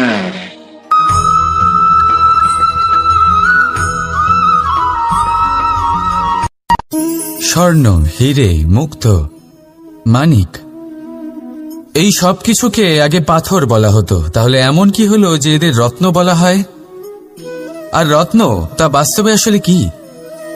এটা হলো সেই পাথর যাকে আগে আগুনের তাপ সহ্য করতে হয়েছে, পরখ করা হয়েছে, যাচাই করা হয়েছে, এদের কাটার চেষ্টা করা হয়েছে, কিন্তু তারা কখনোই নষ্ট হয়নি, বরং তারা আরো উদ্ভাসিত হয়েছে, আরো উজ্জ্বল হয়েছে, এই সংসারে আরো প্রকাশ ছড়িয়ে দিয়েছে। সেই জন্য এরা হলো এত অমূল্য, সেই জন্য এরা হলো বহুমূল্য, সেই জন্য এদের রত্ন বলা হয়। এবার মানুষের কাছেও এই নির্বাচনের অধিকার রয়েছে যে আমরা শুধু পাথর হয়ে থাকব নাকি রত্ন হয়ে থাকব। কিভাবে? আমাদের জীবনেও অনেক সমস্যা রয়েছে, বাধা আছে, বিপত্তি আছে। আমরা সেই বাধার তাপে উত্তপ্ত হই, এই সমস্যা আমাদের কাটার চেষ্টা করে। অনেক মানুষ বিভিন্ন পরিস্থিতি আমাদের ভাঙার চেষ্টা করে, কিন্তু আমাদের নষ্ট হলে চলবে না। যেভাবে এই রত্ন সমস্যার সম্মুখীন হয়ে পাথর থেকে রত্ন হয়েছে, সেইভাবেই আমাদেরও আমাদের সমস্যার সম্মুখীন হয়ে রত্ন হয়ে উঠতে হবে, এই সংসারে প্রকাশের স্রোত হয়ে উঠতে হবে। তাহলে এটাই করুন আর আমার সাথে ভালোবেসে বলুন, রাধা রাধা। এবার অনেক সময় মানুষের মনে এরকম প্রশ্ন আসে যে এই সংসারে সবথেকে বড় বিপদ কি? কেউ বলে ধর্ম সংকট, আবার কেউ বলে প্রাণের উপর আসা সংকট। প্রত্যেক মানুষের জীবনে বিভিন্ন সংকট আসে, আর এই সমস্ত সংকট অত্যন্ত বিচিত্র হতে পারে। এই সমস্ত সংসার হলো সংকট দ্বারা পরিপূর্ণ। ঠিক আছে, আপনাকে একটা উদাহরণ দিই। একজন ধনী ব্যক্তি, এবার ওনার জীবনে সংকট কি হতে পারে? সংকট এটাই যে কেউ তার সম্পত্তি চুরি না করে নেয়, আমরা বুঝতে পারছি। এবার একজন চোর, তার জীবনে সংকট কি হতে পারে? যে চুরি করার সময় সে যদি তার একটা কাশি চাপতে না পারে, তাহলে সে ধরা পড়ে যেতে পারে, ঠিক কিনা? আবার অনেক সময় এমনও হয় যে যার জন্য আমি সংকট, সেও আমার কাছে সংকট। যেমন এই পরিস্থিতিতে দেখুন, সংকট হলো সংকট, এ তো জীবনে থাকবে, কিন্তু এর সম্মুখীন কিভাবে হওয়া যায়? খুব সরল, সব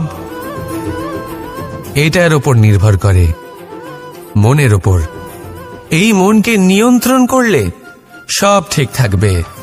এবার যদি ধনী ব্যক্তি মনকে নিয়ন্ত্রণ করে ফেলেন, নিজের অর্থের ব্যবহার শুভ কাজের জন্য, সমাজের সেবার জন্য বিকাশ করতে করেন, ওই অর্থকে একত্রিত করে না রাখেন, তাহলে চুরির সমস্যা, এই সংকট সেখানেই কেটে যাবে। এবার যদি কথা বলি সেই চোরের, তাহলে চোর যদি নিজের মনকে সংযত করে নেয়, যদি নিজের কর্মকে নিয়ন্ত্রণ করতে পারে, তাহলে এমন কোনো স্বর নেই যা ওকে ধরা পড়তে বাধ্য করবে। সেই জন্য জীবনে সংকট যতই আসুক, যত বড়ই সংকট আসুক না কেন, কবচ হলো একটাই, আর এই কবচের নাম হলো আত্মনিয়ন্ত্রণ।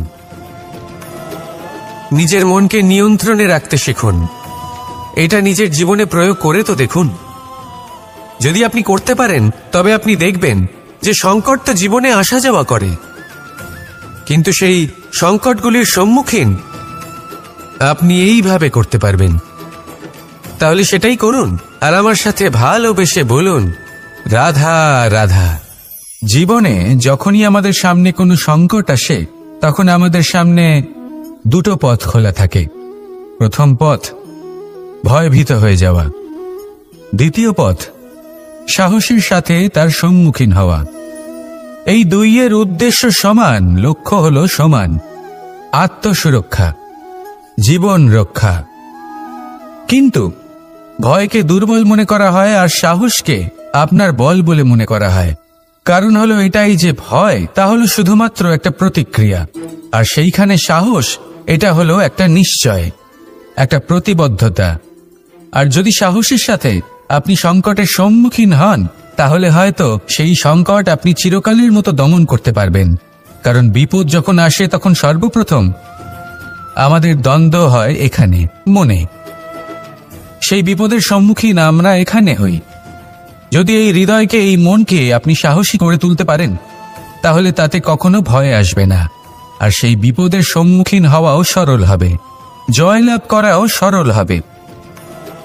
তাই নিশ্চিত রূপে সাহস হলো অধিক শ্রেষ্ঠ। জীবনে যখনই কোনো সংকট আসবে, তখনই সাহসের সাথে তার সম্মুখীন হন, আর আমার সাথে ভালোবেসে বলুন, রাধা রাধা। সংসারের সবথেকে মূল্যবান ধন কি হতে পারে? সেটা কি সেই স্বর্ণ যা দিয়ে অলংকার তৈরি করে আমরা ধারণ করি, নাকি সেই সব হিরে মুক্ত রত্ন যা হয় আমরা নিজেদের মুকুটে ধারণ করি বা হাতে আংটি বানিয়ে ধারণ করি,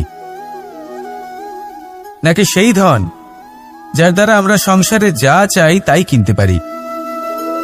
এই সব হলো ধন সম্পত্তি, কিন্তু সব থেকে বেশি মূল্যবান কিন্তু এরা নয়। এগুলো যে কেউ আপনার থেকে অনায়াসে কাটতে পারে। কোনো চোর চুরি করে নিতে পারে, কোনো ডাকাত এসে লুট করে নিতে পারে। সংসারের সব থেকে মূল্যবান ধন হলো সেটাই যাকে আমরা জ্ঞান বলে থাকি, যা আপনার থেকে কেউ কেড়ে নিতে পারবে না।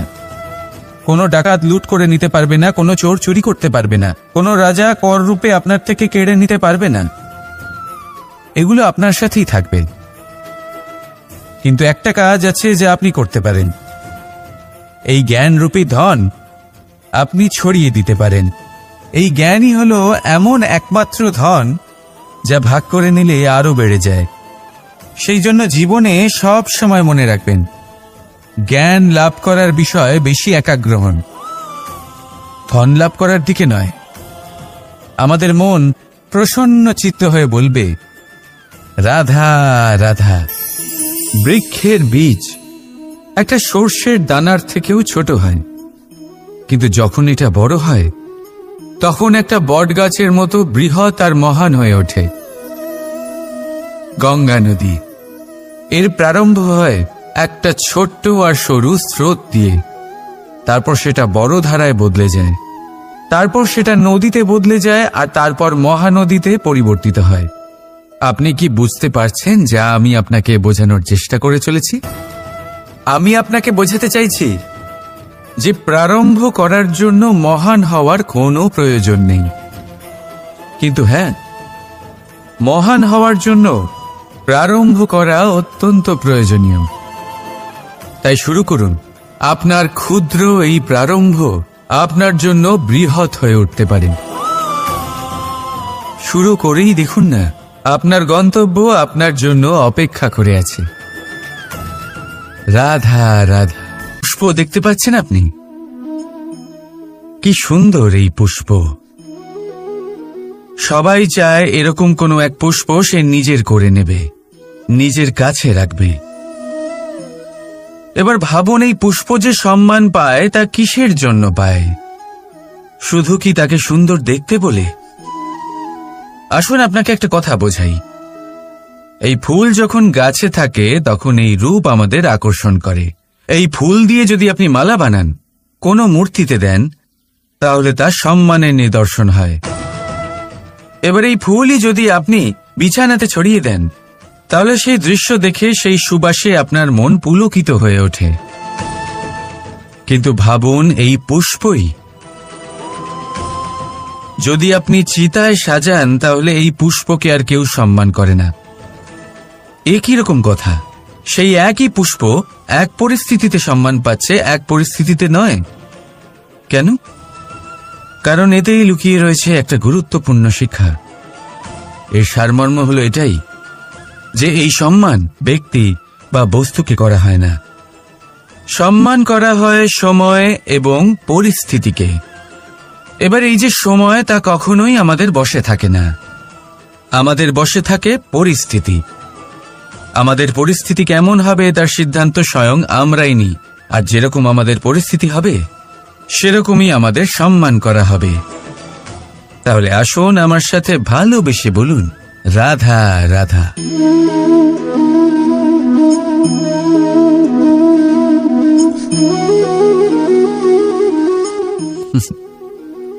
এবারে আপনারা ভাবছেন যে আমি এত একাগ্রতার সাথে এই পিঁপড়েকে কেন দেখছি। আপনাকে বলি যে আজ এই পিঁপড়েকে দেখে আমি মন্ত্রমুগ্ধ হয়ে গেছি। ওর রূপ বা ওর আকার দেখে নয়, এই পিঁপড়ের প্রচেষ্টা দেখে।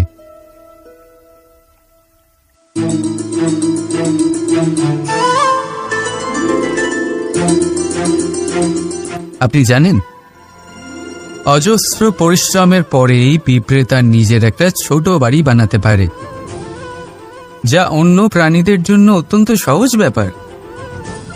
তাই পিঁপড়ের জন্য তার জীবনের সবচেয়ে বড় ঘটনা, সবচেয়ে বড় সাফল্য তার। ভবিষ্যতে এই পিঁপড়ে থাকুক বা না থাকুক, তাদের বানানো বাড়ি বহু বছর অবধি টিকে থাকে। জীবনের সাফল্যের সাথেও ঠিক এমনটাই ঘটে। আপনি একদিনে সাফল্য লাভ করতে পারবেন না, কিন্তু যদি আপনি প্রতিদিন চেষ্টা করতে থাকেন, তবে একদিন আপনি অবশ্যই সাফল্য লাভ করবেন। মনে রাখবেন, ভাগ্যের দ্বার তাদের জন্য উন্মুক্ত হয় না যারা হার মেনে নেয়। ভাগ্য তার দ্বার তাদের জন্যই খোলে যারা বসে না থেকে প্রয়াস করে সেই দরজার কড়া নাড়াতে। তাই প্রয়াস করতে থাকুন। সাফল্য অবশ্যই একদিন না একদিন আপনার কাছে আসবেই। রাধা রাধা। এই তালাটা দেখতে পাচ্ছেন আপনি? এই তালাকে ভেঙেও খুলে দেওয়া যায়, আবার ভালোবেসেও খুলে দেওয়া যায়। অর্থাৎ এই তালাটা আপনি এই চাবির দ্বারাও খুলে দিতে পারেন, এই হাতুড়ি দিয়েও খুলে দিতে পারেন। কিন্তু এই খোলাতে তফাৎ আছে। যদি তালা খোলার জন্য আপনি সেটা ভেঙে ফেলেন, তাহলে তা পরের বার আর কাজে লাগবে না। কিন্তু যদি এটা আপনি চাবির দ্বারা খোলেন, তাহলে তা চিরকাল কাজে লাগবে।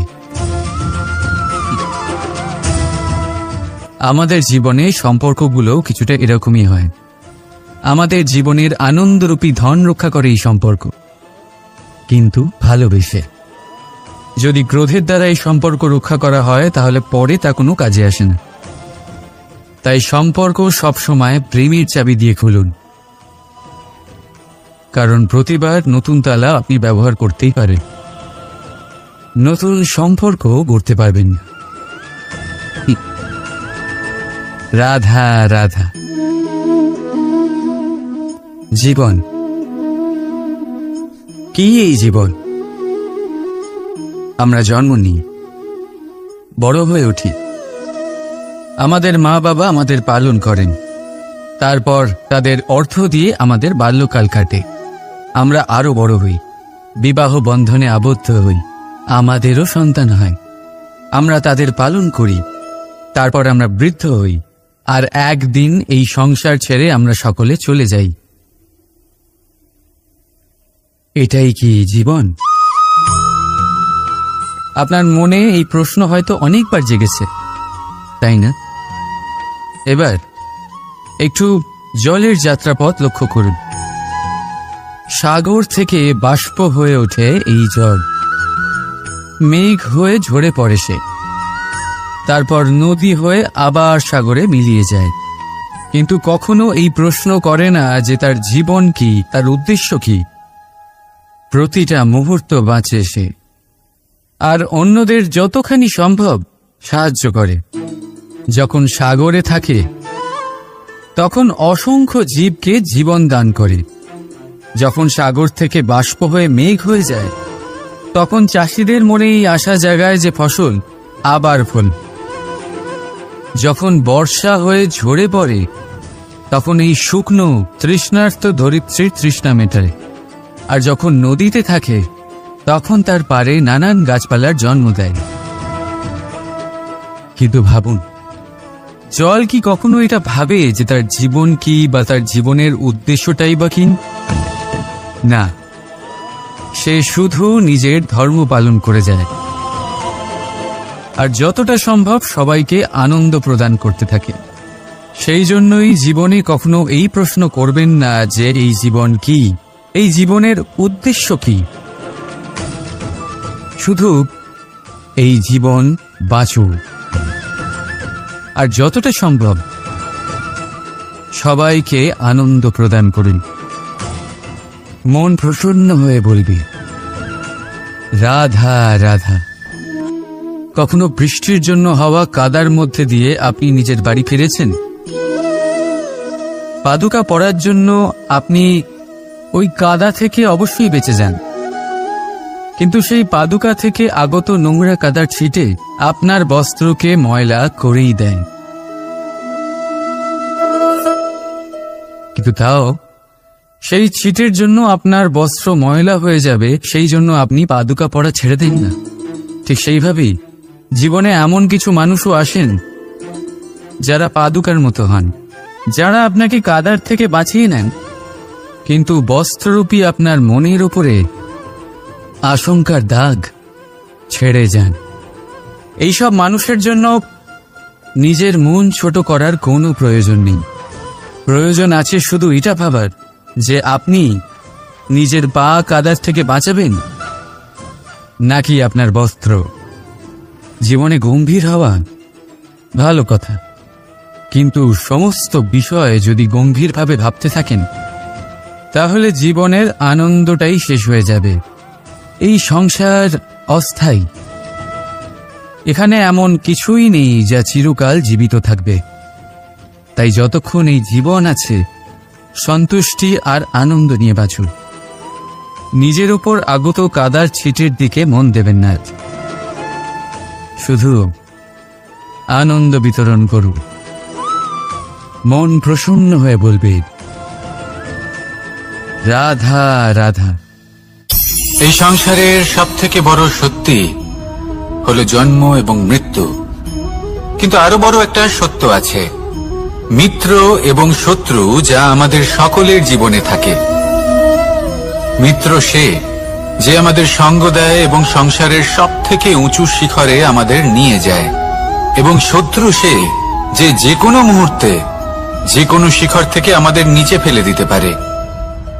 এবার বিচিত্র ব্যাপার হলো এটাই যে আমরা নিজেরাই এদের সাথে নিয়ে চলি, নিজেরাই এদের পালন করি। তা কি করে? প্রথমে বুঝুন এই মিত্র এবং শত্রু কারা। আপনার নিজের মন, আর কেউ নয়।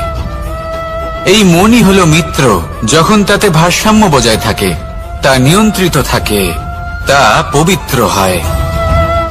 কিন্তু যদি এই মন অনিয়ন্ত্রিত হয়ে পড়ে, যদি আপনাকে সে নিয়ন্ত্রণ করতে শুরু করে, তখন সেই আপনার সব থেকে বড় শত্রু হয়। সেই জন্য এই মনের ওপর নিয়ন্ত্রণ রাখতে শিখুন, এতে ভারসাম্য বজায় রাখতে শিখুন। তাহলে আপনি এমন এক বন্ধুকে পাবেন যে আপনাকে এই সংসারের শিখরে পৌঁছে দেবে।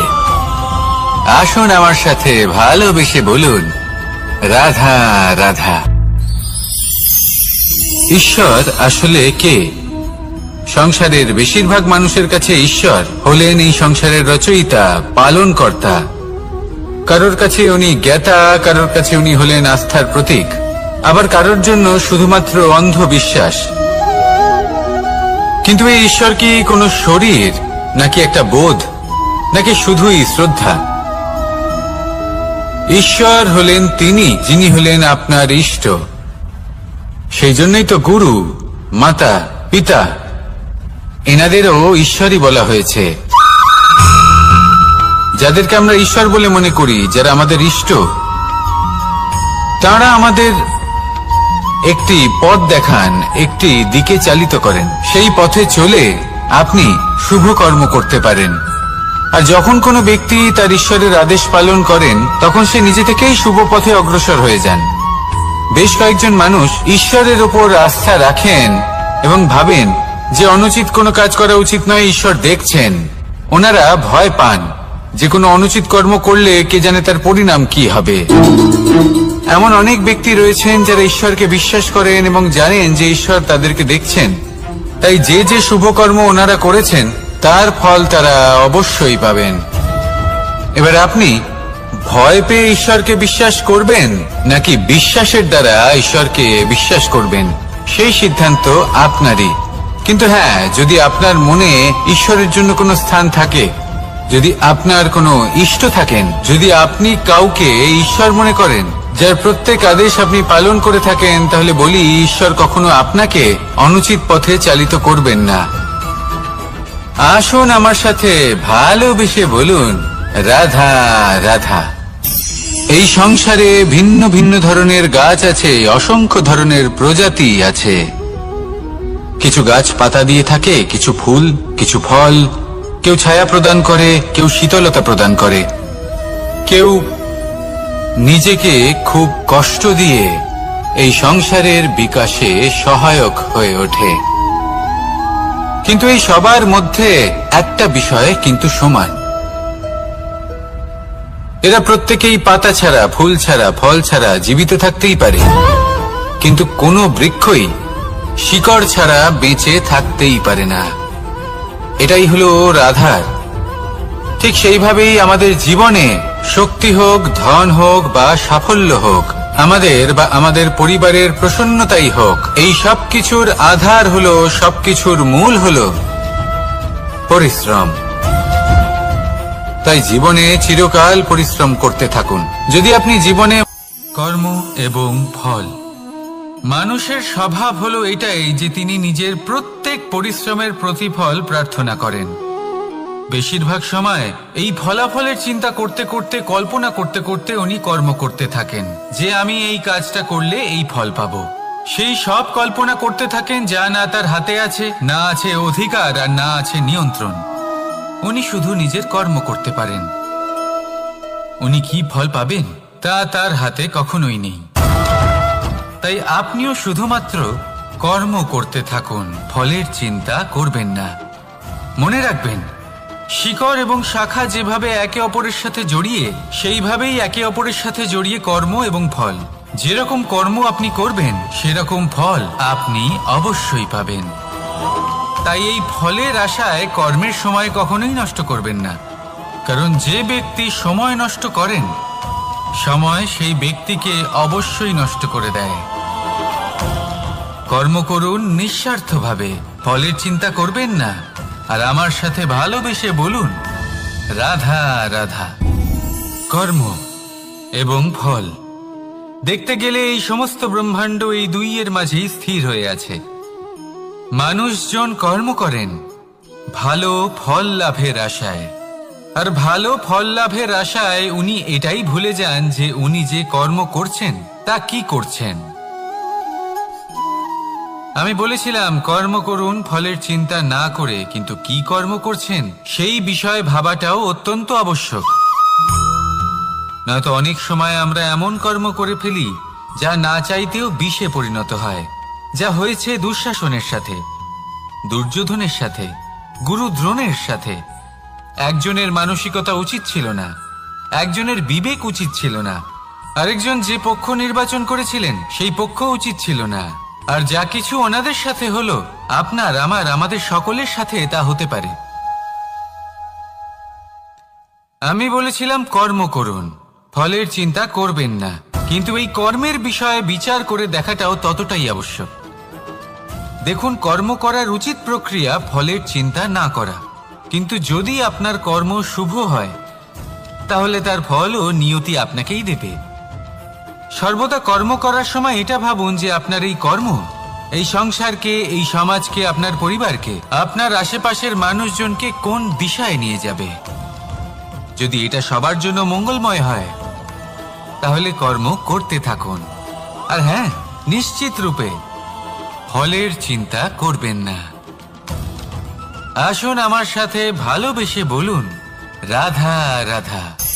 বটবৃক্ষের বীজ সর্ষের দানার থেকেও ছোট হয়, কিন্তু যখন তা নিজের রূপ ধারণ করে তখন তা বিশাল বৃক্ষের আকার ধারণ করে, যা সহস্র বছর ধরে বেঁচে থাকে, ছায়া প্রদান করে, পাখিদের আশ্রয় প্রদান করে, আর দেয় পথচারীদের বিশ্রাম করার স্থান। কেন? কারণ সেই ছোট বীজ তা মাটির ভেতরে গিয়ে নিজের খোলস ত্যাগ করে। অন্ধকারে থাকে সে, যতই আলো আসুক না কেন, যতই বর্ষা আসুক না কেন, সব সহ্য করে। আর তারপরে একটা চারা গাছ অঙ্কুরিত হয়, তারপর ধীর গতিতে একটা বিশাল বৃক্ষতে পরিণত হয়।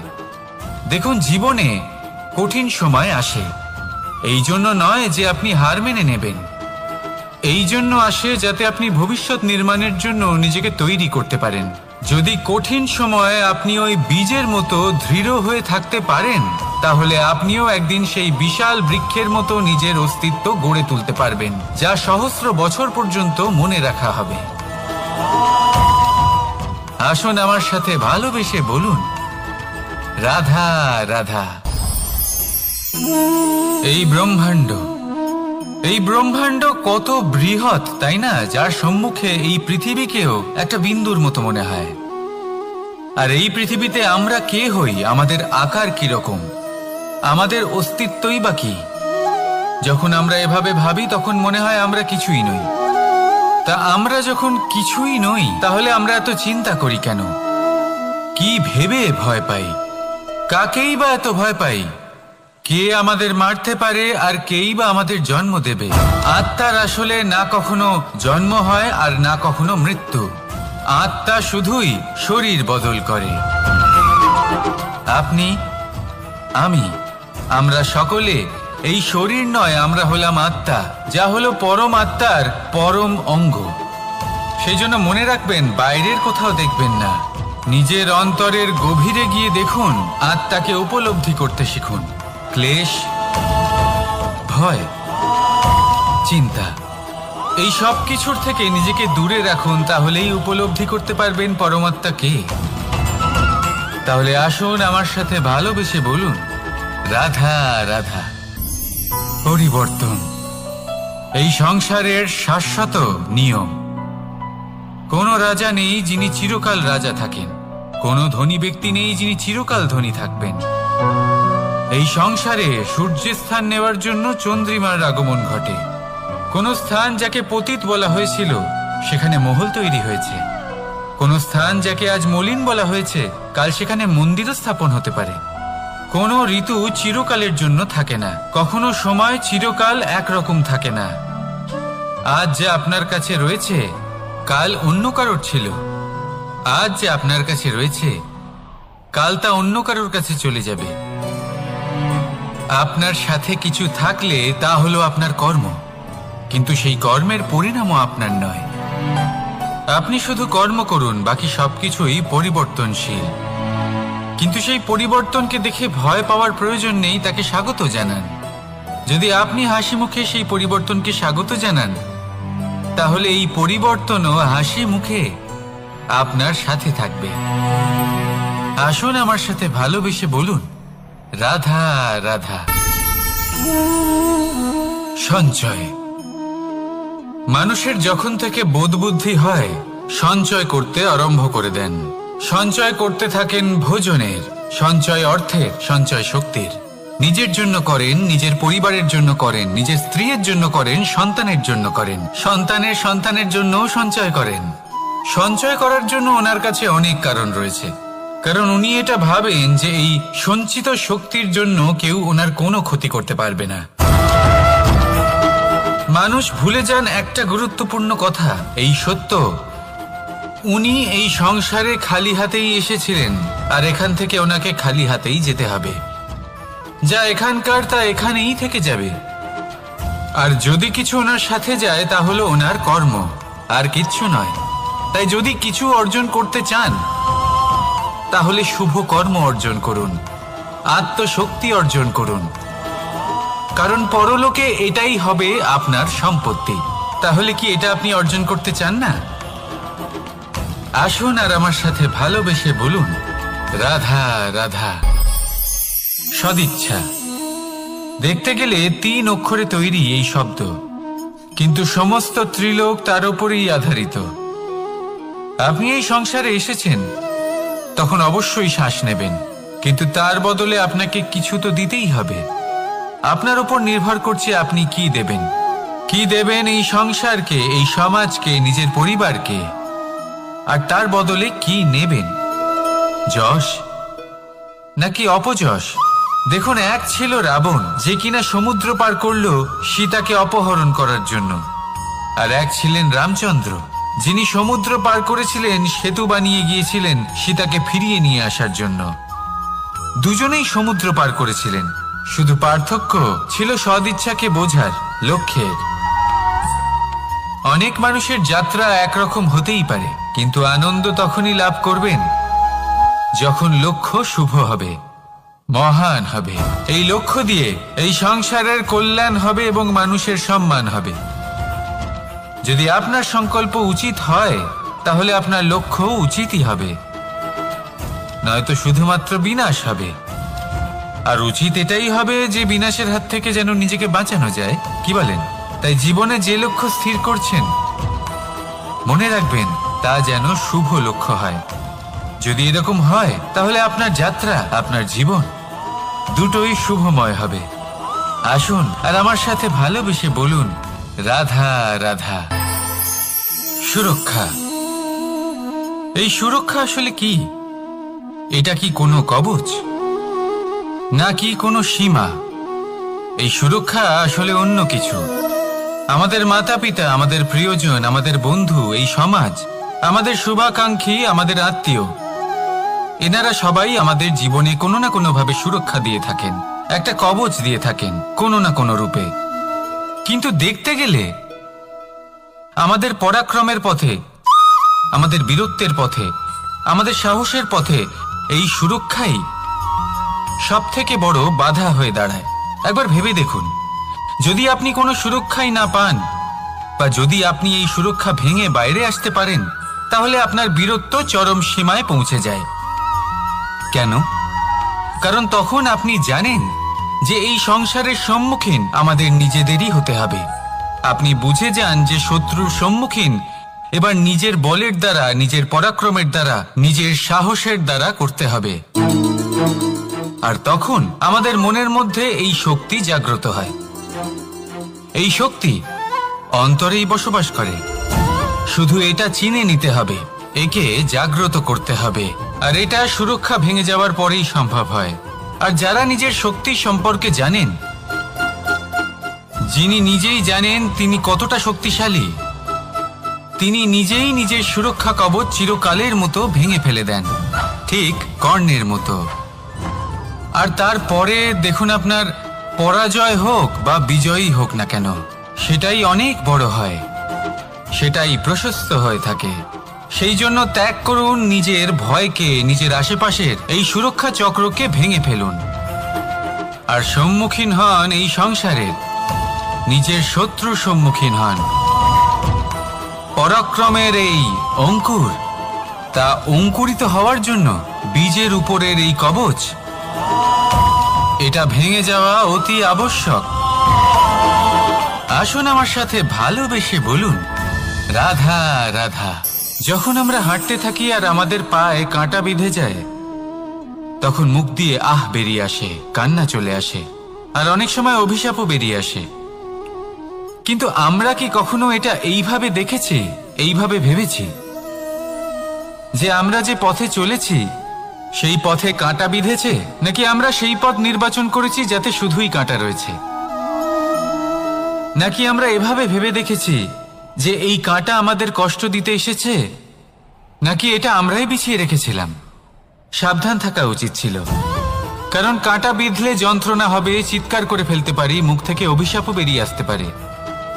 কিন্তু এই অভিশাপ শুধুমাত্র আমাদের তরফ থেকে অভিশাপ হয়, সামনের ব্যক্তিটির ওপরও নির্ভর করে। এবার সেই ব্যক্তি যদি এমন হয় যে ফুল আর কাঁটা এই দুই সমানভাবে গ্রহণ করতে পারে, তার কাছে অভিশাপও বরদানে পরিণত হয়। শেষ পর্যন্ত ব্যাপারটা দাঁড়ায় ভাবনা, চিন্তা, দৃষ্টিভঙ্গির ওপর। কারণ আপনার এই ভাবনাই সত্যি হয়ে সামনে আসে। সেই জন্য এই ভাবনা, চিন্তা, মানসিকতাকে গুরুত্ব সহকারে দেখবেন। এই বিবেচনা নিয়ে বিবেচনা করতে শিখুন। আমার কথার অর্থ হলো যে জীবনে যখন এরকম কিছু একটা ঘটবে, তখন ভেবে দেখুন যে এরকম কেন হলো। আপনি কি এমন কোনো কর্ম করেছিলেন যার কর্মফল এটা? এমন কোনো কাজ যা অনুচিত ছিল, অসত্য ছিল, যা অভদ্রতার কারণ ছিল? ভেবে দেখা প্রয়োজন। দেখুন, ইচ্ছে হলো আপনার যে আপনি কি করতে চান, ভাবনা আপনার, সত্য আপনার, জীবন আপনার, সিদ্ধান্ত আপনার। আসুন আর আমার সাথে ভালোবেসে বলুন, রাধা রাধা।